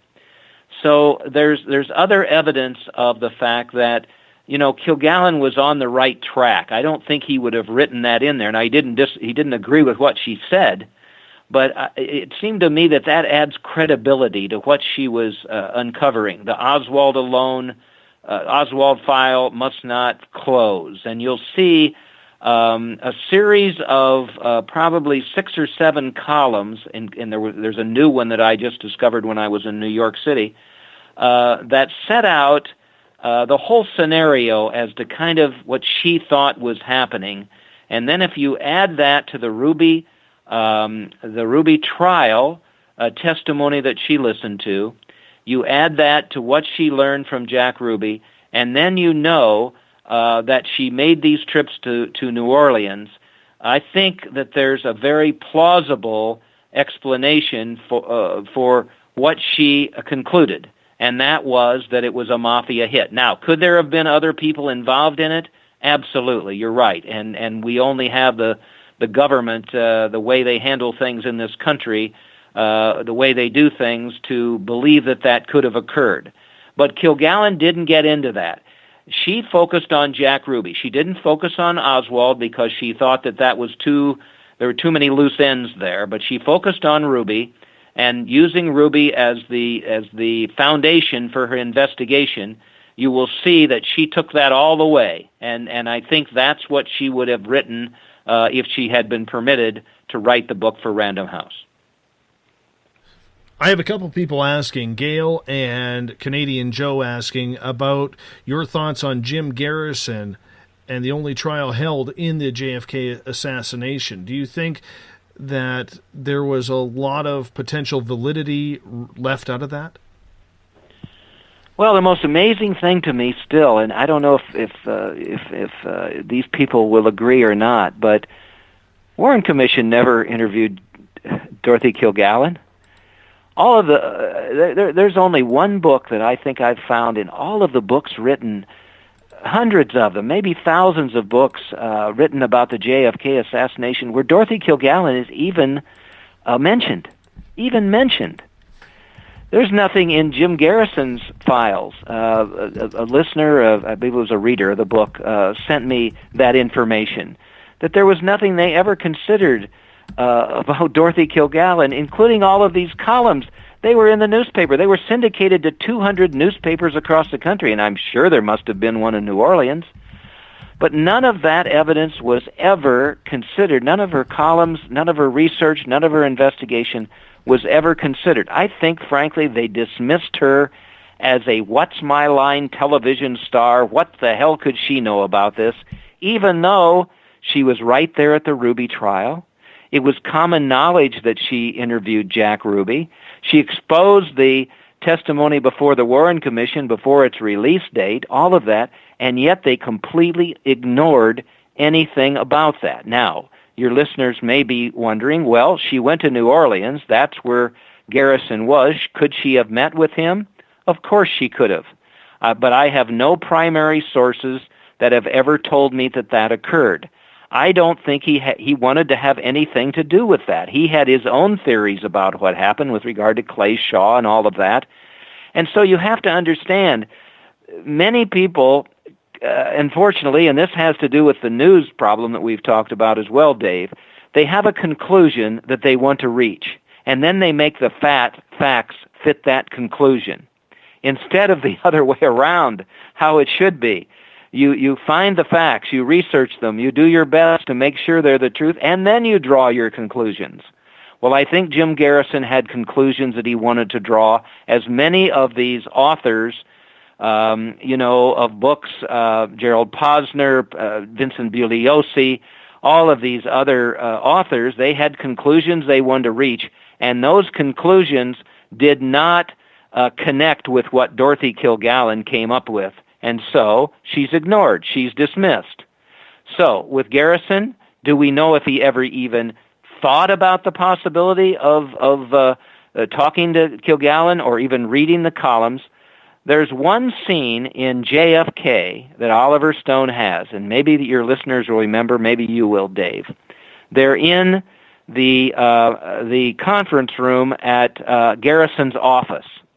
And he has, if I recall correctly, he has several of the assistant district attorneys around there, and they're talking about the thrust of the investigation. And one of them speaks up and says, well, shouldn't we investigate Carlos Marcello? And Garrison just dismisses that immediately and says, no, we're going in this direction. Well, I don't know why he did that. Marcello's right there in New Orleans. He knows about Marcello's, mafioso empire that he has. He has to know about the whole situation with Bobby Kennedy and Joe Kennedy and Marcello and everything, but he doesn't go in that direction. I can't I can't speak to why he didn't, but he didn't go that way. He went toward Clay Shaw and all of that. So at least it came up in the movie, and perhaps there was some consideration to that. But if there was consideration of that, they didn't go that direction, and they certainly didn't take into account Dorothy Kilgallen's research and her investigation. Do you feel then that with the information that she had, that there would have been some sort of trial or some sort of government inquiry regarding what she knew? Because if she was holding off on this and she was, trying to gather as much concise information as we think that she would have, knowing her pattern of reporting, this could have taken a totally different turn in the history books. Well, the killers won.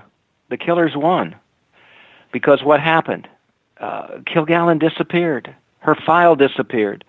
Nobody paid any attention to any of her columns, anything that she wrote at all, anymore. It was over. It was done. They won. And here's what I think would have happened. Sure, and it's at the end of the book. In The Reporter Who Knew Too Much, I said, here's what I think would have happened. The course of history would have been changed because she would have written that book for Random House. And I believe that she would have exposed J. Edgar Hoover's cover-up right away. She knew that didn't make any sense. I've looked at some of the testimony at the Jack Ruby trial. It's just plastered with all sorts of information that show that Jack Ruby could not possibly have acted alone when he killed Lee Harvey Oswald, and in turn that Oswald must have had people who were involved with him in the killing of the president. I mean, it's just blatant. It's just blatant in there. That's the first thing I think would have happened. She would have exposed J. Edgar Hoover for his deliberate cover-up of brainwashing the American public and everybody since with this ludicrous Oswald alone theory. She would have exposed Carlos Marcello as having the strongest motive based on the double crosses by the Kennedy family of masterminding the JFK assassination. Those people in New Orleans who are listening to the program may remember Carlos Marcello had his back against the wall as November 1963 approached. What was going on? Number one, Bobby Kennedy was going to deport him a second time. He had deported him once before, and Marcello came back.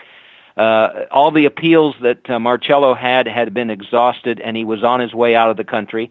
And at the very same time, he was in a New Orleans courtroom charged with racketeering, with a jury about to bring back a verdict that would have put him in prison. He had no alternative but to stop this from happening, and I think Kilgallen knew and would have exposed the fact that Marcello masterminded the JFK assassination. I think she would have written that book or written articles that were strong enough for that to have happened, and I think a grand jury would have been convened. And those men would have been held accountable for what happened there. But instead, the file disappeared, she died, she disappeared, and unfortunately the course of history was just completely bombarded for all of these years with every theory from Martians killed the president to every other theory that's out there, instead of using some common sense and looking at motive and deciding, hey, maybe this makes more sense that it isn't all this conspiratorial talk. It was just basically, as Kilgallen said, and as Kilgallen believed, a simple mafia hit start to finish. Mark, are you going on record saying that aliens did not kill JFK? Is that what you just said? I cannot do that, and I will not do that. All right. I don't know. None of us know for sure, do we? I want to get to a couple of questions here from our audience because we have about 9 minutes before we got to go to break again. But first, I want to ask you about Random House, who like to publish for Dorothy. Did they have any storyline focused on this in their own records? Like, did she Did she give them any pieces to the story before she had finished the book, or was she holding on to everything tightly? Mm-hmm. Well, I don't want to embarrass you, but I'm going to say something. I'm sure your audience will agree because they're listening to you all the time. But this may be I've never had as much respect for an interview as I do for you, Dave. Your questions are right on point, and more than that, you are just a terrific listener. So I thank you for that, because it's a real pleasure to talk to somebody like this. It doesn't happen all the time, I will tell you. So thank you. And that's a very good question. Here's what we know. Kilgallen was working on, the book for Random House. Now, Random House's publisher was Bennett Cerf.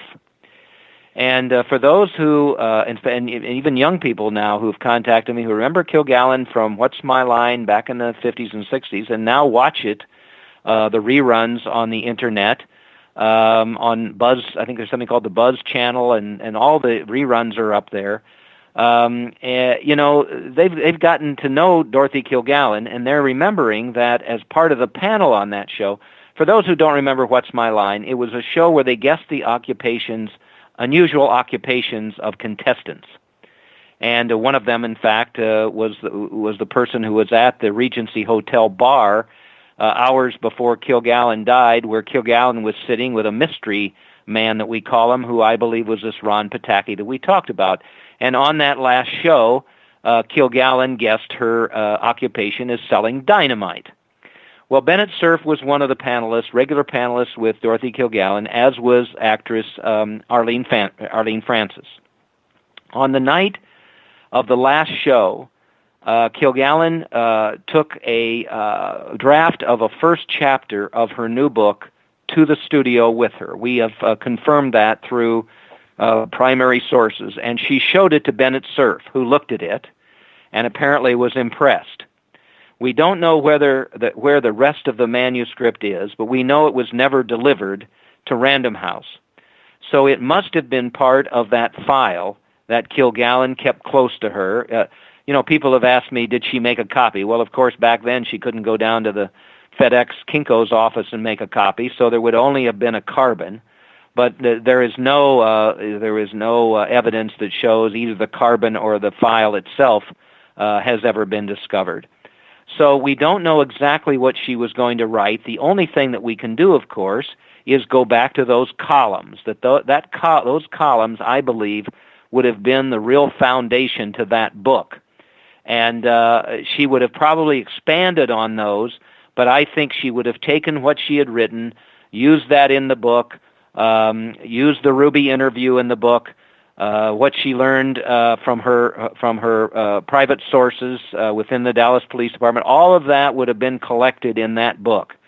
And unfortunately, that book never surfaced and will never surface again.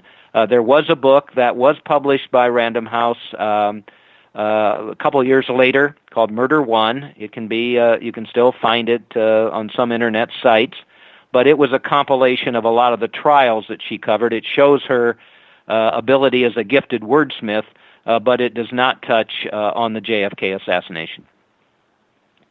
I appreciate that. And by the way, you choked me up a little bit. I'm a little humbled by what you said. Thank you so much. I appreciate that. Well deserved, believe me.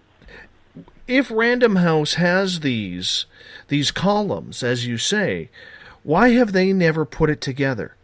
Even if it's an unfinished tapestry, the people still need to see it. Would you not agree? Well, I'm only laughing because, I'm not the greatest researcher in the world. I'm just this guy who found this material. I mean, but it didn't take a lot of, ability. It just took some hard work. And I believe, again, I know you get a little bit into the paranormal at times. I believe Dorothy from the Hereafter has guided me through this whole process. Somehow she chose me to tell her story. She led me to those videotaped interviews. She's led me to columns. There have been at times when I thought I had enough for the book, and then new evidence would come to me. Dorothy has, controlled this whole situation. And so it's amazing to me, like you said, you're just thinking common sense-wise, Why didn't the Journal American compile all of these columns of hers in a book? Why didn't the Random House do that? Why didn't any other author for 52 years do this? I don't know. I mean, it's kind of mind-boggling when you think about it, and your listeners may be saying, well, wait a minute, I don't understand why he was chosen either. But I was, and so I put all this together piece by piece and organized it all and everything like that. So I don't know. I don't get it exactly, but for some reason I've been able to compile all this in a book that I'm so humbled by the response to it and it becoming an Amazon bestseller and all the wonderful, wonderful emails I've gotten from people. But maybe some of those people wonder, hey, Mark, we don't understand exactly how this all came about, but we're glad you wrote the book anyway. Well, hopefully, maybe at the 100-year anniversary, that will come out. We can always hope. We can always hope. I want to sneak in a quick question here. We got about 70 seconds before we go to break. Eric at Twitter at #SpacedOutRadio is asking, what do you think about the note written by the telephone operator at Oswald's jail? Were 2 government agents listening to his phone call? Wow, 70 seconds worth? That's going to be tough to do. We can carry that one. Do you want to carry that one over? If we can, I will say to you that, if I may, first let me preface anything I say about the whole situation with regard to these stories of what happened in the jail with Ruby or Oswald. I think I'll have some interesting information for you based on, again, a reader of the book sending me in the right direction where I was able to come up with some information that actually has never been disclosed before. So I'd like to do that if I may. Well, I can guarantee the way our audience is hanging on here in the chat rooms to everything you're saying that they will definitely appreciate that. That is definitely for sure. But this has been an absolute pleasure to have you on Spaced Out Radio tonight, Mark. Way to kick off the month of March or July. Way to kick it off. I'm gonna get you to hold on, my friend, as we are going to go to break here at the top of the hour. 2 hours gone already. Where did it go? We got 1 hour left with author Mark Shaw. I want you to go to his website. It is markshawbooks.com. Once again, that's markshawbooks.com. You got to check out his books. He's got a plethora of all topics going on. It's a lot of fun. Check it out today. And I know you, my audience, you always do that. You're always buying from the authors we get on this show, and I appreciate that.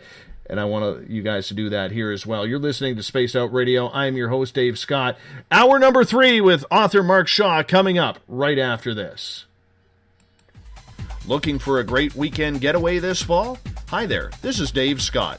Come on up to the heart of British Columbia for the first annual Spaced Out Radio Caribou Paracon, being held at the Spruce Hills Spa and Resort in 108 Mile Ranch, British Columbia. Speakers from all over North America are coming to discuss Bigfoot, UFOs, ghosts, and intuitiveness for the 3-day event, September 29th to October 1st. For more information, go to spacedoutradio.com and click on the Caribou Paracon banner and book your tickets today. Come to BC, where the paranormal is waiting for you. The SOR Sightlines is a place for you to find answers to your strange experiences. Hi there, this is Mike Schmidt. If you have had an encounter with ghosts, UFOs, Bigfoot, ETs, or anything else that doesn't make sense, head to spacedoutradio.com and file a Sightlines report. All information you give is 100% confidential, and I will personally help you find the answers you need. SOR Sightlines, your answers are a click away. Have you got your Cosmic Passport? If you need one, tune in to Cosmic Passport on Spaced Out Weekend. This is Elizabeth Anglin, ET experiencer, spirit medium, and host of Cosmic Passport. Each weekend I'll be bringing you interviews and support from other paranormal experiencers, and the best in intuitive spiritual guidance from across the globe. It's all happening starting at 9 p.m. Pacific Time, midnight Eastern, on spacedoutradio.com. Hi there, I'm Butch Witkowski, lead investigator with U4COP. On the final Monday of every month, you can listen to me and host Dave Scott on Spaced Out Radio's Strange Days. We're going to get to the heart of the matter when it comes to what's happening out there. People are seeing and experiencing things from ET contact to Bigfoot, and I want to hear about it. Your experiences are what we investigators need to help solve these unknown mysteries. So tune in at spacedoutradio.com to the final Monday of every month from Butch Wachowski's Strange Days. This is your medium, Joanna, from Spaced Out Weekend, 2 mediums and a large. I would love it if you would come and join us with host James Tyson every other Sunday on Spaced Out Weekend. Together, we will take your calls and your questions live. Our goal is to provide you with a positive outlook on deep questions that you may have. Questions regarding love, relationships, money, or whatever else is on your mind. Come and check us out at spacedoutradio.com. This is Eric Markham, news editor for the Spaced Out Radio's The Encounter Online. We have put together a great team of writers and journalists from all over the world to bring you top-quality paranormal stories. From alien encounters to the latest conspiracies, you won't find any of that fake news here. True stories and top-notch reporting as we look to bring these experiences to the mainstream. The Encounter Online, only at spacedoutradio.com. Patrolling the Pacific Northwest, we are always on the lookout for the strange and unassuming stories that real people are experiencing. Hi, I'm Vincent Zunza from Pacific North Weird. Me and Alexandra Sullivan have teamed to bring to you those odd stories that never seem to make it into the mainstream. Stories so weird that will leave you scratching your head wondering, is this real? It's as real as it gets with Pacific North Weird. You can watch our videos right here at spacedoutradio.com. Become more intimate and interactive with Spaced Out Radio. Join our Space Travelers Club with your new membership. For $5 a month, we'll provide you with special access to the website, monthly prize draws from books to psychic readings, along with monthly newsletter, private interviews, and more. Sign up today to be part of Spaced Out Radio's experience. Looking for a place to advertise at a very reasonable cost? Look no further than Spaced Out Radio. SpacedOutRadio.com has an advertising tab that you can click to check out our daily, weekly, and monthly packages to play on the radio, or our website including social media. From commercial spots to banners, we have it all. Check out our competitive pricing today. Don't have time to listen to Spaced Out Radio live? Wherever you are, the car, the office, the shower, or even if you're traveling, we're right here for you. Each Spaced Out Radio show can be found on iTunes, TuneIn, and on our YouTube channel, Spaced Out Radio Show. It's the perfect way for you to catch up on our shows. For more information, just head over to our website, spacedoutradio.com, and tune in to us today.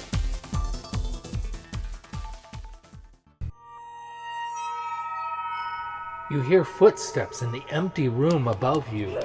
A rocking chair begins rocking by itself. Don't be afraid of the things that go bump in the night.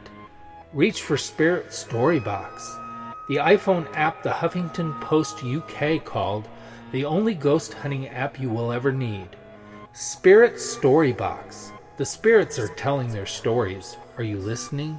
Strange creatures lurking in the night, the sounds of wood knocking in the forest, odd happenings right out of a fictional world. These are the reports I love.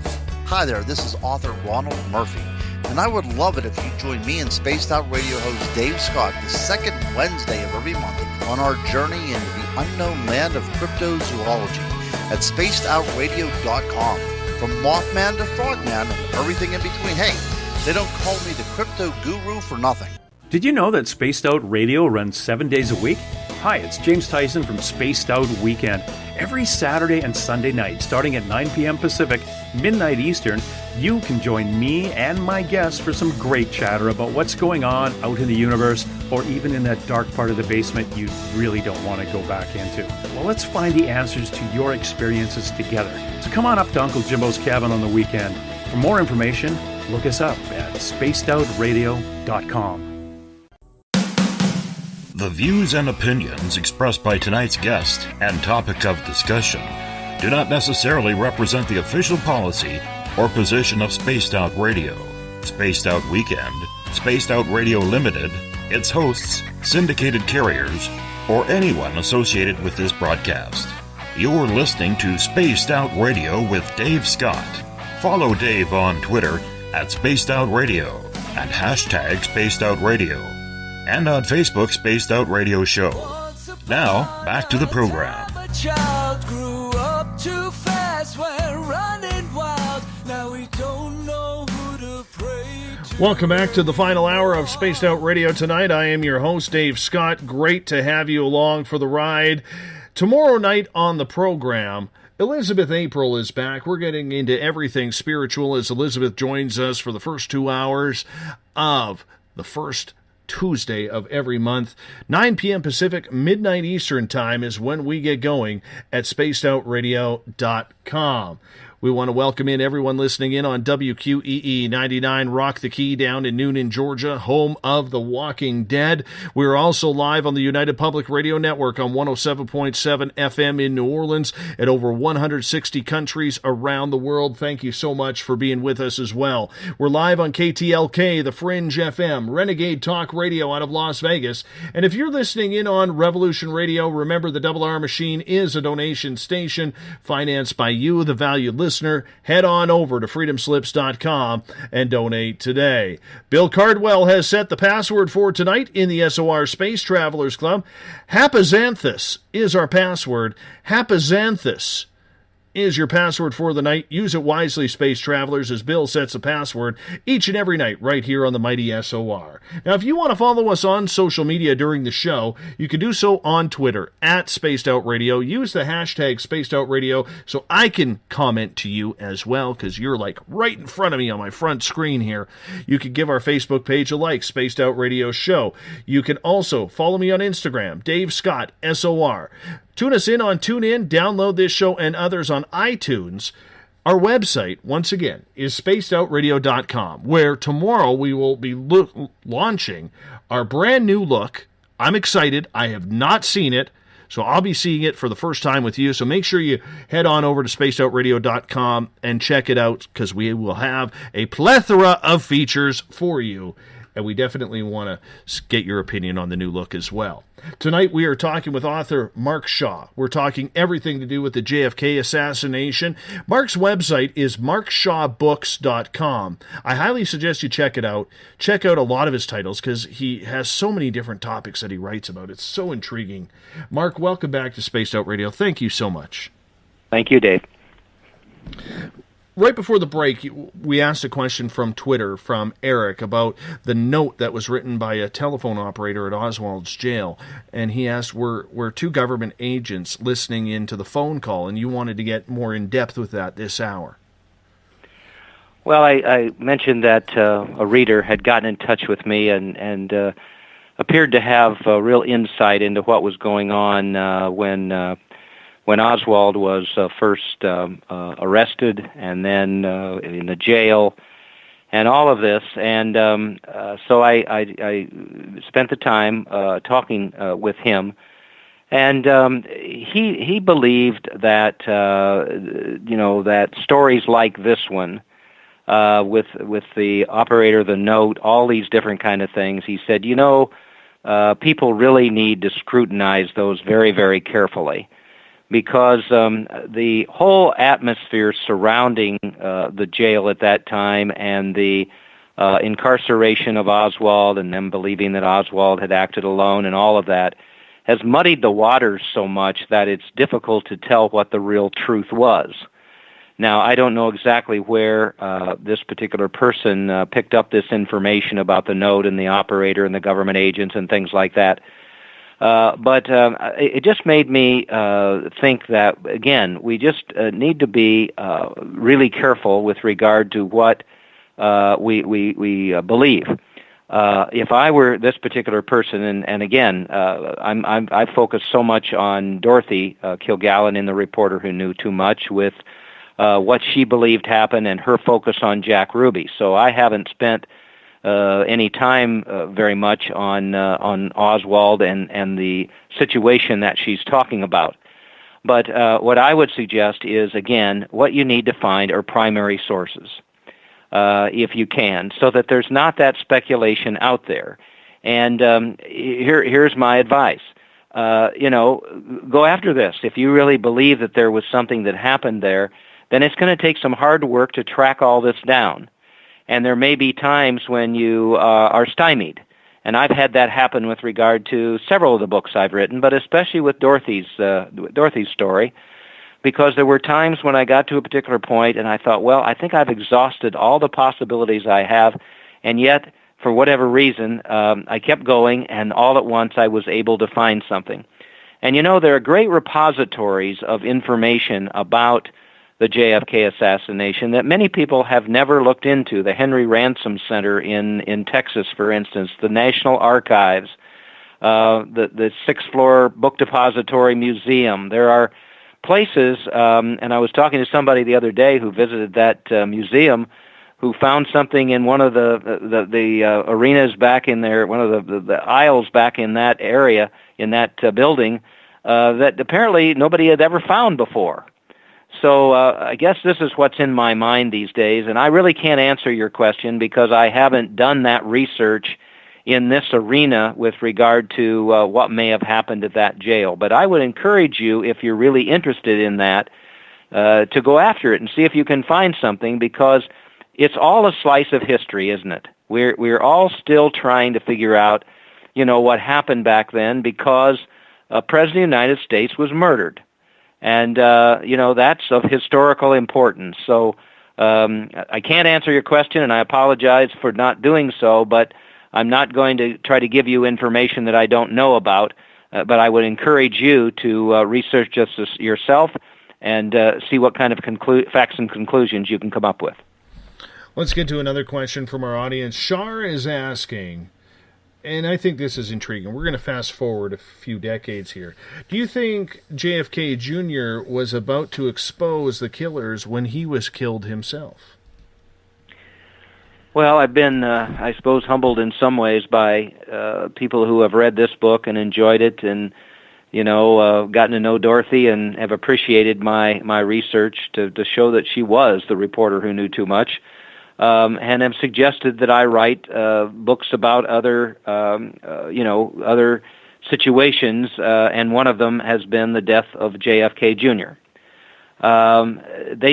People believe, and I've heard from many of them, who say, boy, that was just quick and dirty. He flew the plane, he had his, it was his fiancée, I guess, with him, or wife, whatever she was, I can't recall. But anyway, into a storm, and the plane went down, and he died, and, pretty much that was it. There wasn't much of an investigation and all that, and they're very, dubious of what happened. What did he know? Did he have any information about his father's death? Was he killed because there were those who did not want that information exposed? It's not a case that I probably will look into myself, because again, I believe now with the fresh evidence that I've found now, that I'll probably write a follow-up book to this one. But I hope somebody will look into it. I don't know if anybody has. I don't know if any reputable journalist or author has looked into it, but they should, because it did appear to me, at least, based on what everybody knew about what happened, that there was more to that story than was reported. But you find, again, in this another parallel situation to what happened with Dorothy Kilgallen. None of her family wanted to do anything with this, did they? None of JFK Jr.'s family wants to do anything with this, do they? You don't hear them screaming for a grand jury investigation. You don't hear them, screaming that there should be a book written about it. You don't hear anybody there writing a book about it. You don't hear any of that happening. Now, are they hiding some things like Dorothy's family? Could they have hid things about Dorothy that they didn't want to expose? I don't know. But again, unless you've got somebody who is passionate about finding out the truth, it's not going to happen. I came along, and for whatever reason, as I say, Dorothy told me to tell her story. So I did, and my passion led to this book. It will take somebody with that kind of passion to want to try to investigate JFK Jr.'s death. And I'll bet you that, unfortunately, they will get no cooperation from his family. unfortunately, as I say, because again, we want to know the truth about what happened. Don't they want to know the truth? Didn't Dorothy's family want to know the truth? Well, for whatever reason, they don't. Maybe they just, for whatever reason, they can say they're scared to learn the truth or whatever else. But that's sad because, we want to know the truth about what happened to JFK Jr., just as we do as to what happened to his father. Let's get to another question, but before we do, I'm going to throw this one in here. Do you think that he flew into a storm, or do you think what a lot of conspiracy theorists believe, that his plane was hit by a missile? Because there had been reports that people did see a missile flying in the air, or what looked to be a missile trace flying through the air. Could it have happened? Of course. He had enemies. People were asking, does he know something about his father's death? Well, maybe he knew something about something else that people didn't want him to disclose. I tell you, my suggestion again is that somebody really that has passion for this, maybe it's this caller. I mean, anybody can do it. You need to be able to, find primary source information about what happened and take it all the way. Decide that you're going to do everything you can to uncover those witnesses who saw the potential for a missile. Those people who somehow can dig into what JFK Jr. was doing at that time. Was he investigating something? I think he had left the magazine at that time, but again, look at motive.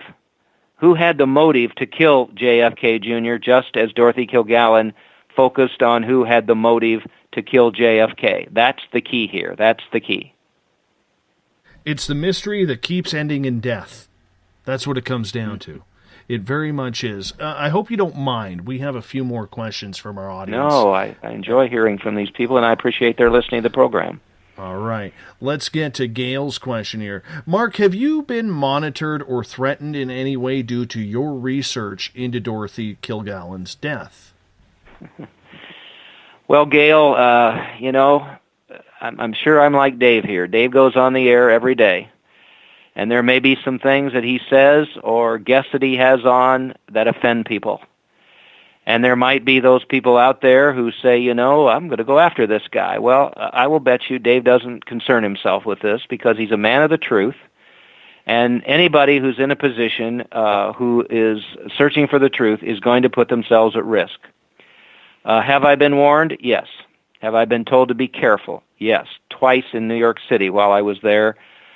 Meeting with the district attorney. Have I gotten some strange emails? Has my Facebook page been hacked? Has my website been hacked? Yes, all those things have happened.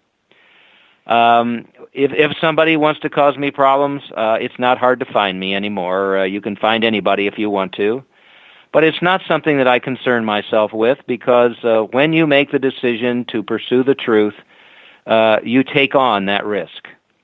And I appreciate your if there's some concern that somebody might try to harm me, I appreciate your concern. But hopefully, for 99% of the people out there have commended me on taking on Dorothy's story and trying to search for the truth about what happened to her in The Reporter Who Knew Too Much. And so I don't concern myself with it. I've laughed a few times maybe when I've gotten in my little mini convertible and turned on the ignition thinking, I wonder if somebody could get to me that way, but I'm still around, so far that hasn't happened. Let's get to a question from Bill. This is kind of a follow-up. Bill is asking, do you feel then, Mark, a crime of this complexity could be pulled off today against a future U.S. president? Oh, absolutely. Absolutely. Again, and this goes back to the media. If something like that occurred, oh my gosh, what would we believe? What reports would we believe? What credible reporter like Dorothy Kilgallen is out there? I would be suspect. I think everybody would be suspect. With whatever the official version, in quotation marks, will be as to what happened, as to who caused this death, who, could have been behind it, who had the motive, whatever. I mean, I suppose that we would all be concerned with violence. Never is the answer, that's for sure. Let's make sure we say that. Violence is never the answer. But if there was violence, how in the world would we be able to get to the truth? Because unfortunately, we just don't have those journalists, those reporters, those television anchors, those people out there that have the integrity, so that automatically we would believe what they had to say. So could it happen today? Could there be cover-ups and so on and so forth? I don't think there's any question that could happen. Let's head over to Twitter at #SpacedOutRadio. Mark, could you please answer why Judith Campbell's life was spared? She was a go-between for Giancana and Kennedy, and a girlfriend for both. Well, I think that's an unanswered question that those people who have looked into that relationship. I mean, isn't that just amazing that here's JFK has a relationship with Judith Campbell, and all the time she's two-timing him with gangster Sam Giancana, who is one of Carlos Marcello's and Santo Traficante's and Frank Costello's, all the best friends and everything else. I mean, it's mind-boggling to think that was going on, but it was. And so I don't know. I don't know why she was spared. I'm surprised somebody hasn't asked about the similarities between Dorothy Kilgallen's death and Marilyn Monroe's death, because there are incredible similarities there, both found in a bedroom, both found overdose of drugs, some questions about whether the bodies had been moved, what they had on. I mean, there's a lot of similarities there. But with Judith, for whatever reason, I don't know, maybe she had some evidence of some sort that she deposited in a safe place, and gave instructions to somebody that if she died, that was to be exposed to the media. Anything is possible there, but I think that's one of the real questions that has never been answered, and perhaps at some particular point there will be an author or journalist out there who will come up with some new information from somebody who on their deathbed or whatever, who explains why Judith Campbell was allowed to live. Let's get to a couple more questions here. Robert, all the way in Australia, is asking, if the person recently found evidence, is it possible that there is still more evidence hidden for all of this time? If so, where would you look? If you had your sleuth hands on, where would you look for new evidence? Well, I want to find that file. Dorothy Kilgallen's JFK investigation evidence file. I want to find that file, because originally, when she died, her husband, Richard Calmer, and they were at odds, as I said, gave two different versions of what happened to it. One, he said, I think the quote was, "It's done enough damage, and I got rid of it," meaning that it had led to the death of his wife. The other one was a little bit conflicting with that, saying that he hadn't gotten rid of it yet, but he was going to. So where is it? Well, we don't know exactly what he did with it, but I have uncovered some new information that suggests that some agents of the government may have been in Kilgallen's townhouse on the day she died. And I'm following up on some of this that indicates that some boxes of her documents and papers and everything may have been carried out of the townhouse between the time Kilgallen's body was found at 9 o'clock in the morning by the hairdresser Mark Sinclair, and when the authorities were called mid-afternoon. And I only have one primary source for that information, and so I'm trying to get a second one that can confirm that happening. If it did, then the place to look is with the government authorities. And who does that point toward? Well, I think it points toward the FBI. you have to understand how infuriated J. Edgar Hoover was with Dorothy Kilgallen. He's certainly a prime suspect in her death, and originally I thought that perhaps he's the one who had orchestrated that death. Right from the start, she was a thorn in Hoover's side, Dorothy was, because she wrote all these columns, the only journalist to do so, challenging his Oswald alone theory. And they're toxic columns. She doesn't pull any punches. She's basically saying, don't believe this guy. He's trying to brainwash you and me and everybody in the world that Oswald acted alone. Well, those columns continue. And I said that one of them, he even was so upset that he wrote wrong, wrong, wrong in the margins of the columns. Well, then she goes ahead, and what does she do? She exposes Jack Ruby's testimony before the Warren Commission, before its release date, and it was Hoover who, was supposed to be protecting all of that, the secrecy and everything else, and so she embarrassed him that way. There's other instances of where Kilgallen was all over the fact that Hoover had covered up all this, and in fact, when he sent agents to her townhouse demanding that she provide the sources for the Warren Commission Ruby testimony, she told him, I would rather die than reveal my sources, which didn't make him happy either. So if he learned of Kilgallen's death and yet wasn't instrumental in causing that death, yet he heard of her death, perhaps Hoover, who knew that she was going to write this book and expose him even further, could he have sent FBI agents into her home and confiscated that file? Well, I hope he did, because if he did, then that file may still be around in the FBI archives somewhere. And this is one thing that I mentioned to the investigator for the New York District Attorney's Office, that I hope that perhaps, I didn't hope, that I would request that they, that they demand Kilgallen's entire FBI file, and whether or not there happens to be within that material the JFK Assassination investigation file. That's one of the hopes that I have, and I think that's the main place to look. I also have a couple other possibilities as to where that file might be, but at this time I haven't been able to confirm that there's any possibility that that is going to work out, so I don't want to talk about it and speculate.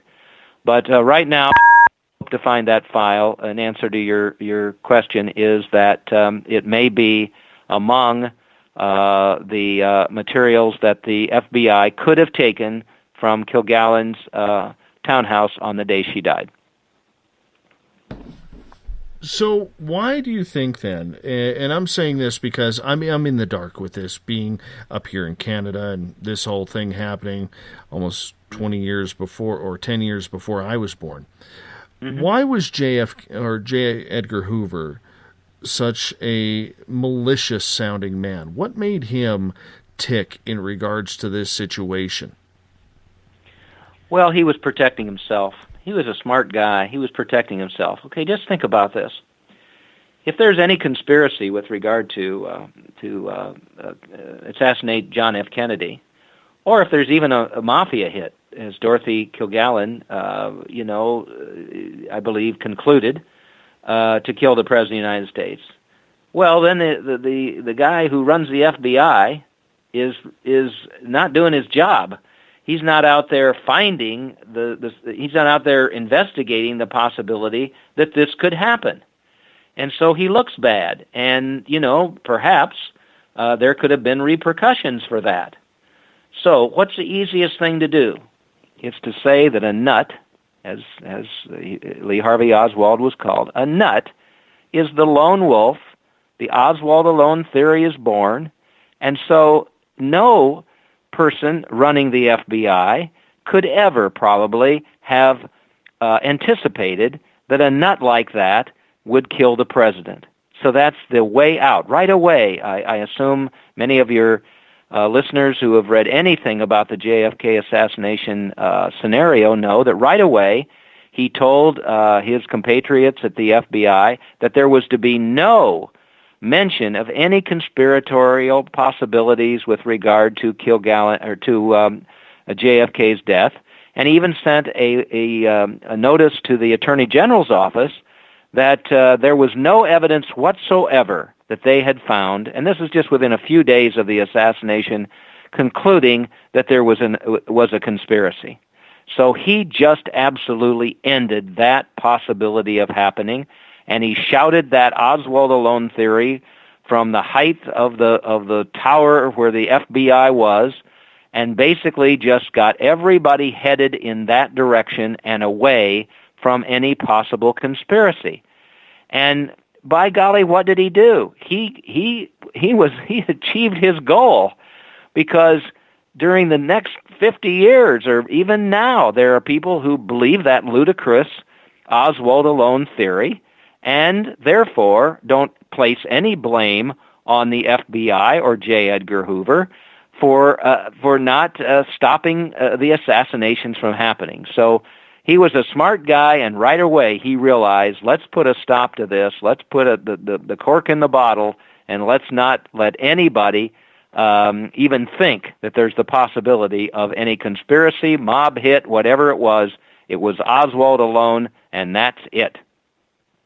He was so matter-of-fact about that. It almost seems, looking ahead, that he was part of some sort of cover-up. Do you think he just wanted this investigation over and done quickly because of the magnitude of it, or that he was trying to cover up any other theories that were out there, whether it was related to the mob, whether it was related to Lyndon Johnson, and anything else that could be tied in between? Well, we don't know how much we can believe from Lee Harvey Oswald's mouth, but, people always kind of made fun of the fact when he said, I don't know the exact quote, but that he was a patsy. Well, I think Oswald was involved in the JFK assassination. I think Dorothy Kilgallen believed that as well. But to believe that this guy, if you know very much about him, could have masterminded this whole thing and did what he did all alone, really stretches the imagination. But boy, when Hoover sat there in his office and heard about the arrest of Oswald and the killing of Officer Tippit and all of this, he must have said to himself, okay, here's my way out of this right now. This is my way out of this. We're going to pin this on Oswald. It's going to be Oswald alone. We're not going to have to spend money on any investigation of any kind. I'll control this Warren Commission that Lyndon Johnson has convened, and they'll come back with a verdict that I want them to, and this will be the end of that. And he succeeded. He succeeded. As I say, he was a smart man, and he knew how to protect himself. We all know that, he kept secret files about the Kennedys and Johnson and everybody else. He had protection that he was going to be able to be FBI director as long as he wanted to. He was a smart man, and he got away with, not being held responsible, not being blamed for the assassination of the President of the United States. Gail is asking then, do you think Hoover may have been concerned Kilgallen would expose his personal and private lifestyle? Oh boy, Gail, that's a very good question. Again, nothing that I've uncovered, in any columns or insinuations in columns or anything else that she had written, even points to the potential that she would have invaded the private life of J. Edgar Hoover. Did she know about his private life? I think, there probably isn't too much speculation to believe that she did, but I have never been able to find anything that she wrote about that part of his life, no. Let's get to a question from Catherine here, and I think this is an interesting one. She says, what's the layers that it takes to make a hidden conspiracy like JFK? I'm wondering where they, in quotation marks, started. Where's the tip of the hill for the snowball, so to speak, in regards to how many conspiracies have brewed off of this singular incident? Well, I'll tell you what I think the incident is that doomed John F. Kennedy, really a senseless death in many ways. They didn't want to really kill him. They wanted to kill Bobby, but they killed JFK. But I'll tell you, I think the inciting incident, if you want to look at it, was the very day, and there was a very well-known journalist, a very credible journalist named John Sigenthaler, and people may not be familiar with his name, but John was a very respected journalist for a Nashville, Tennessee newspaper. He then founded the First Amendment Center, that deals with First Amendment issues. Just a very impressive man, and I was able to meet him when I was invited to speak down there in Nashville at one point, and he started telling me about, his time when he was working in the White House and Bobby Kennedy was there and all of that. And he told me one day, he said, I really believe I was at a most pivotal point in American history. And I said, John, what was that? And what I discovered, it was in The Poisoned Patriarch, my second book about the JFK assassination, and it's in The Reporter Who Knew Too Much, Dorothy's story. He said, I was actually right there when Joe Kennedy, Joseph P. Kennedy, the father, basically forced JFK to appoint Bobby Kennedy Attorney General. Bobby really didn't want to be Attorney General, but Joe won out, and despite the fact that they knew there would be criticism because Bobby had never tried a case in court in his life and had no real experience as a lawyer. But Joe wanted Bobby appointed. And I said, why was that? And he said, well, before I tell you exactly what I really believe, I'll tell you what I think happened, and that is that Joe Kennedy was brash enough to believe that John F. Kennedy could become president, then Bobby Kennedy could become president, and then Ted Kennedy could become president. And that was very possible, but he had to keep Bobby in the limelight, and in the limelight he would be if he was Attorney General. And at that particular point, John said, well, you may wonder why he did that, because he had to understand that Bobby Kennedy, who had gone after those mobsters before with the McClellan Committee, would do so again. And so it didn't really make sense for him to appoint Bobby because he knew what Bobby would do, and predictably, that's exactly what Bobby did. He went after all of those mobsters, including Carlos Marcello. So I think that particular moment in history, when Joseph P. Kennedy ordered JFK to appoint Bobby Kennedy Attorney General, was the trigger point of the demise of John F. Kennedy and the assassinations then of Oswald that would follow. All of that was kind of a chain reaction to that decision that Joe Kennedy made. So I hope that answers your question, because I do believe that if, in fact, that decision had not been made, that Bobby had not become Attorney General of the United States, then JFK would never have been assassinated. So let's get to the point. Who fired the kill shot, in your opinion? The kill shot for Kennedy. JFK. Oh, I don't think there was. I don't believe that there was just one, and I don't believe that we will probably ever know. How many people were involved in the actual assault, the shooting of JFK. I don't think those things that there's enough primary source evidence to conclude exactly who's responsible for that shot that may have been the fatal shot that killed JFK. Now, people maybe think I'm dodging the question. Well, I'm not dodging the question, because I think we can ascertain, as I say, what Dorothy Kilgallen believed happened that led up to the shooting of JFK, and that we can do that with primary source evidence so that there can be a conclusion drawn. I don't believe that that's possible with ascertaining exactly who fired that fatal shot.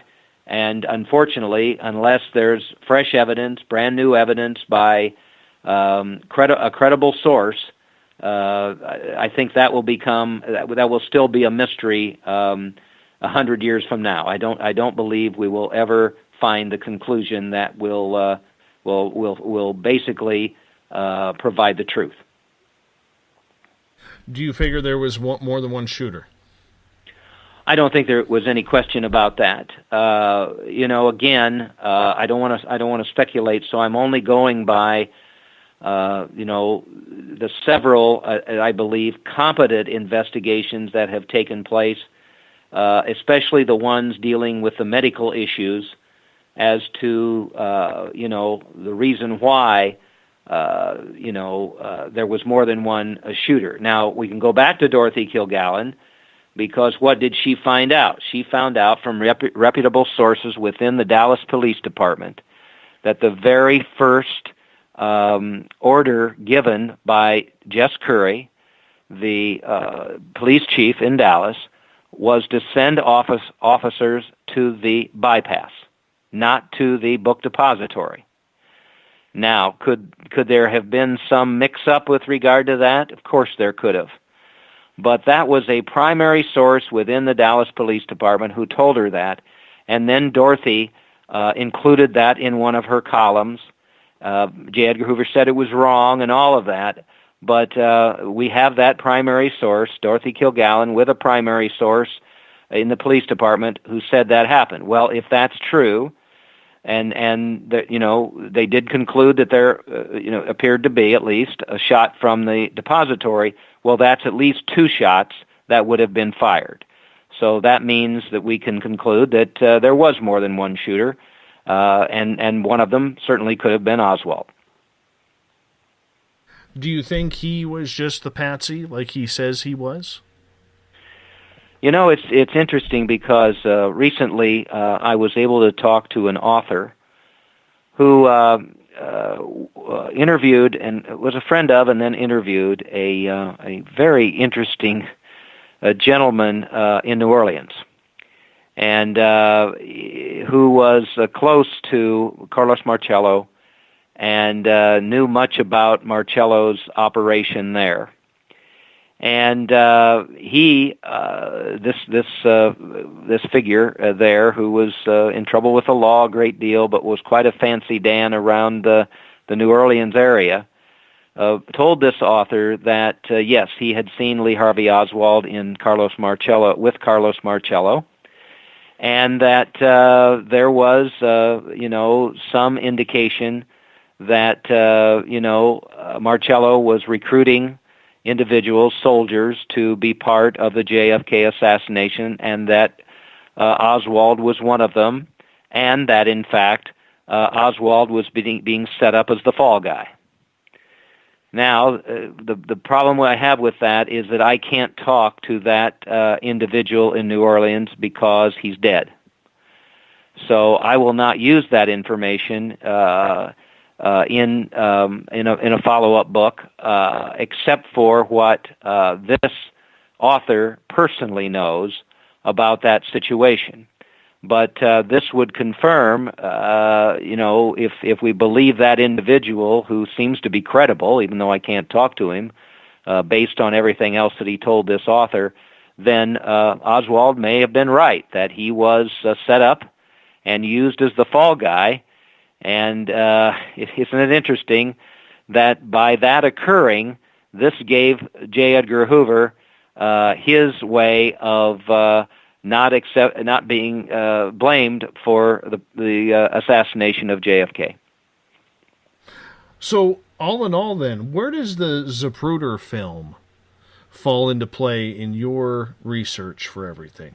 Because this is a film, I think the only film that has been more scrutinized is the Patterson-Gimlin Sasquatch film of all films. Yeah. But the Zapruder film has been cut down. It's been brought forward. It's been enhanced. It's been part of the Mandela effect, if you want to go down that road as well, whether or not there were 4 or 6 people in the limousine. But your whole point on the Zapruder film, do you think that is accurate, or do you think it has been edited? Oh, I have no idea. And again, everything you've said could have happened. It could be authentic and the best primary evidence of what happened in Dealey Plaza. I've been there. I've stood there. I could believe what I saw in the film. That certainly could have portrayed it accurately. But I hope I haven't disappointed some of your listeners by not having positive information about some of the things dealing with Lee Harvey Oswald and also other aspects of the JFK assassination, including, I will say, the Zapruder film. I'm like Dorothy. I believe that we are never going to find out some of these answers to questions about Oswald. It's too complex. There's too many loose ends. There's too much conjecture and speculation out there with regard to where the bullets came from or who was shooting and all of that. I think you could, if you focused on some of that long enough, you could end up in a mental hospital. So I'm like her. I believe Jack Ruby is the key to understanding the most plausible theory for what happened with the shooting of John F. Kennedy and the assassination of Lee Harvey Oswald. You can get the answers there. You can get the facts there. And then you can draw your own conclusions, as I've done in The Reporter Who Knew Too Much. I think, again, people I would encourage to get the book at the library or buy it if they can and just see what she had to say, because she was a smart woman, and she covered all those trials. She knew the ins and outs of the justice system. She was savvy in, she didn't like a phony people. She was a woman, you'll read about her. She was a woman who wanted the facts, and she was like Joe Friday on television, with that show. She wanted, just give me the facts, ma'am, and then I'll go out and find some more facts, and I'll then give you what the facts, and you can make up your own mind as to what happened. And so I'm like her. I think Jack Ruby is the key to what really happened on those dark days in Dallas. Well, I am going to hit you up with one more video question, if you don't mind, and that is the Missing Nix film.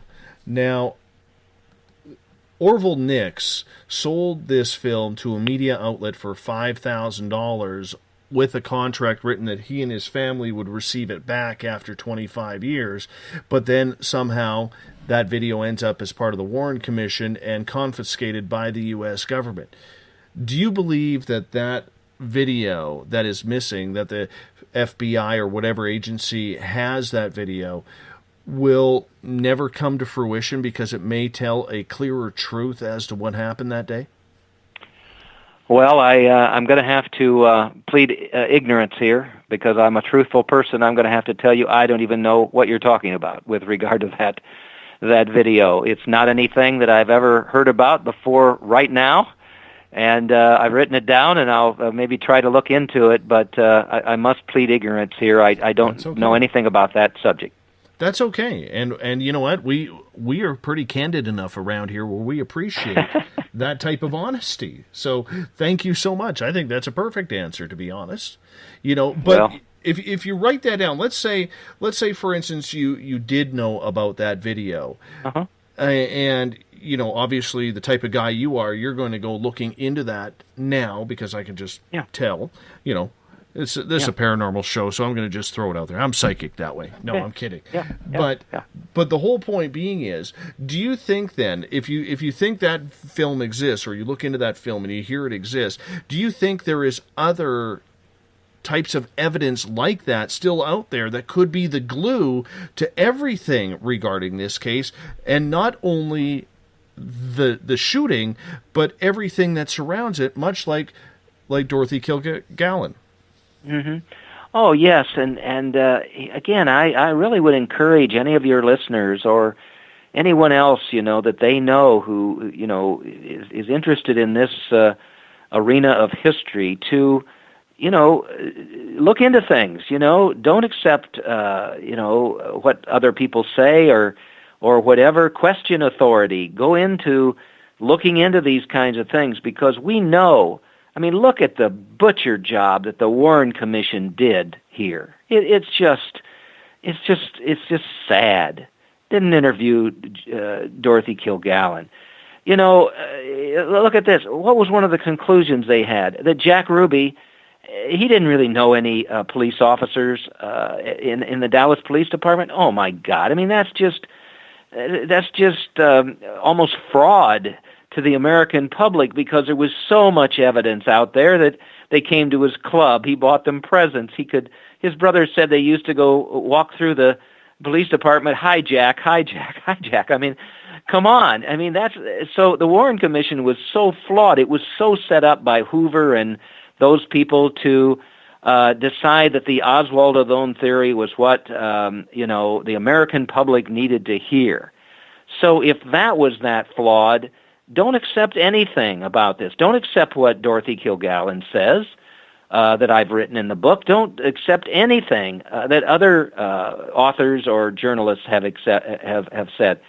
These videotapes, if they exist out there and you believe that there was some, cover-up of those things or whatever, you can make a real difference here by bringing that evidence forward, because it could make a difference. That's why I say, any listeners with any information about Dorothy's death, how insignificant it may be.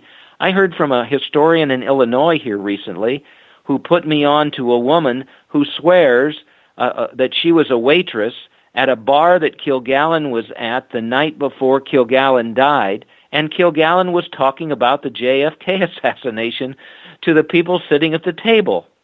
So I'm going to interview her. I'm going to find out what she knew, because that is another aspect to learning about what may have happened to Kilgallen just a few hours later. So question authority and investigate, because you can make a difference. There's a comment on Twitter from Bobby at #SpacedOutRadio. I think this is great, and I'm curious your opinion on this. He says, you never see the face of the man who shot Oswald. People just assume it's Ruby because that's what they've been told. Would you agree or disagree with that statement?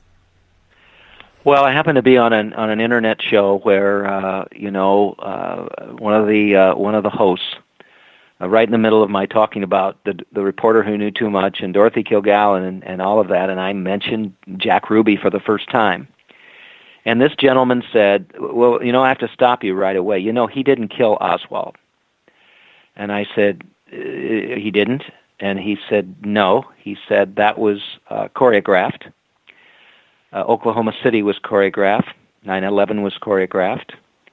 I can't remember. There was one other example that he gave. Well, I'm always respectful of people, and I said, well, okay, fine, if that's your opinion. I said, it did appear that on live television, I think it's the only live television broadcast of a murder in history, that Oswald was shot, and apparently they did, grab this man, and he turned out to be Jack Ruby and all of that. And he said, well, yes, I know that, but at some point I'll explain why it was all choreographed. Anything is possible, but I do think that we need to be careful not to lose our common sense. It does appear on television that, the man is standing there, and he comes around with a gun in his hand, and the next thing we know, the officers are on top of this man on the ground, and when he gets up, it's Jack Ruby. Now, could somebody else have been substituted there? I suppose that's possible, but I believe really that's probably stretching it pretty far. But who knows, especially in this day and age with everything that's going on. I discount nothing happening. But I'm relatively sure in my own mind that it was Jack Ruby who assassinated Lee Harvey Oswald. And that follows up to Gail's question here, and I think this is an amazing question as well. How does Ruby smuggle a gun into a police station? Well, again, this is some information that I'm going to put in the new book because it has come to my attention that there are primary witnesses out there who can talk about the fact that there's no question that Ruby did not just happen by. I mean, you really have to stretch your imagination again. That he just happened to go down to the Western Union office, and he just happened to send some money to one of the strippers in another city, and then at the exact time he walks down and he supposedly sees a crowd out in front of the Dallas Police Department basement where there's a ramp, and he just happens to go in there, and he just happens to have a gun on him, and he just happens to do it at exactly the same time that Oswald is being ready to be transferred to I think the county jail. Well, this particular primary witness has told me that that's just ludicrous, that there are witnesses who can testify to the fact that Ruby was basically stalking Oswald from the night when there was the press conference on that Friday night, I think it was, and then was asking about the transfer and made admissions to the fact that he was going to be there. And so I think if this evidence proves credible, and I haven't confirmed it yet, I think it will provide some closure to that aspect of what happened when Ruby ended up shooting Oswald. And really will confirm the fact that him just accidentally dropping by and all of that and then shooting them and accidentally having a gun in his pocket, that was something that was really stretching the imagination and just was untrue. It just seems a little too choreographed. There you go. Absolutely. We only have about 2.5 minutes left for you. And I would love it if you could describe what your next book on this topic is going to be discussing, Mark. Well, I'm just amazed. I never intended to write this book, and I never imagined that it would have this kind of a success. And it's not about selling books. I'm not trying to get people to go to Amazon or their local bookstore or their library and get the book or whatever. It's not about that. My intention was to restore Dorothy Kilgallen's reputation, because I think that was deserved, and to get an investigation of her death.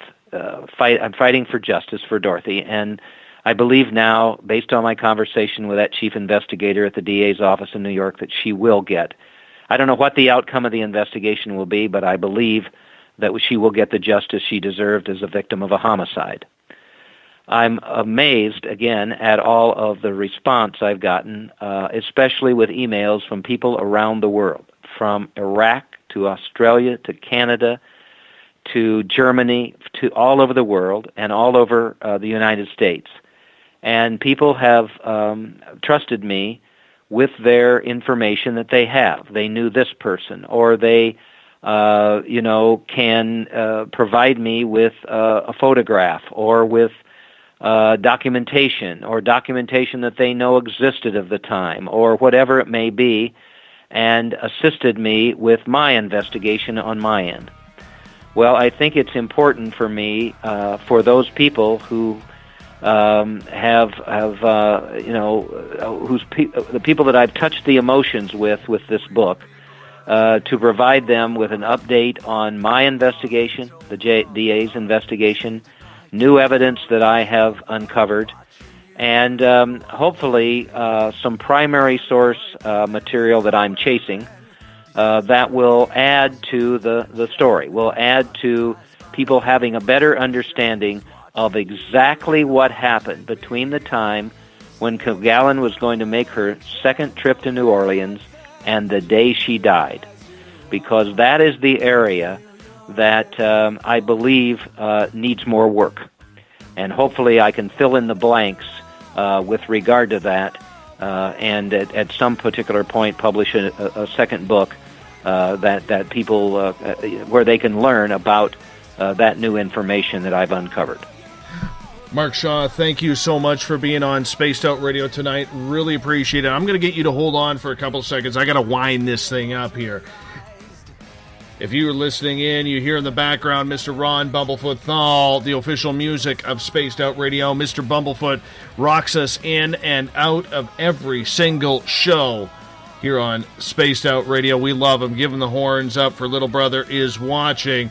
Tomorrow night on the program, a familiar voice is back. We get back into spirituality the first Tuesday of every month. Young but talented Elizabeth April comes on into the show to break down everything spiritual with you, me, and herself. 9 p.m. Pacific, midnight Eastern Time is when we get things going. I want to thank the members of my team, Everett Themer, Eric Markham from The Encounter Online, Catherine James, Social Media, Kim Gandy, Director of Business Management, Bob Davis, the sultry, dulcet tones of our intro voice, Thomas McGowan Sales, Jolene Lammers, Web Design, and Paracon Coordinator Lana Scott. But most of all, we can't do it without all of you on Twitter, in the chat rooms, listening along the World Wide Web, or wherever you may be. You guys make it fun. You guys are the ones spreading the words. Thank you so much for doing that. Remember, check out our brand new look website tomorrow. And together, my friends, we own the night. We'll talk to you in 21 hours from now. Mr. Bumblefoot, take us home.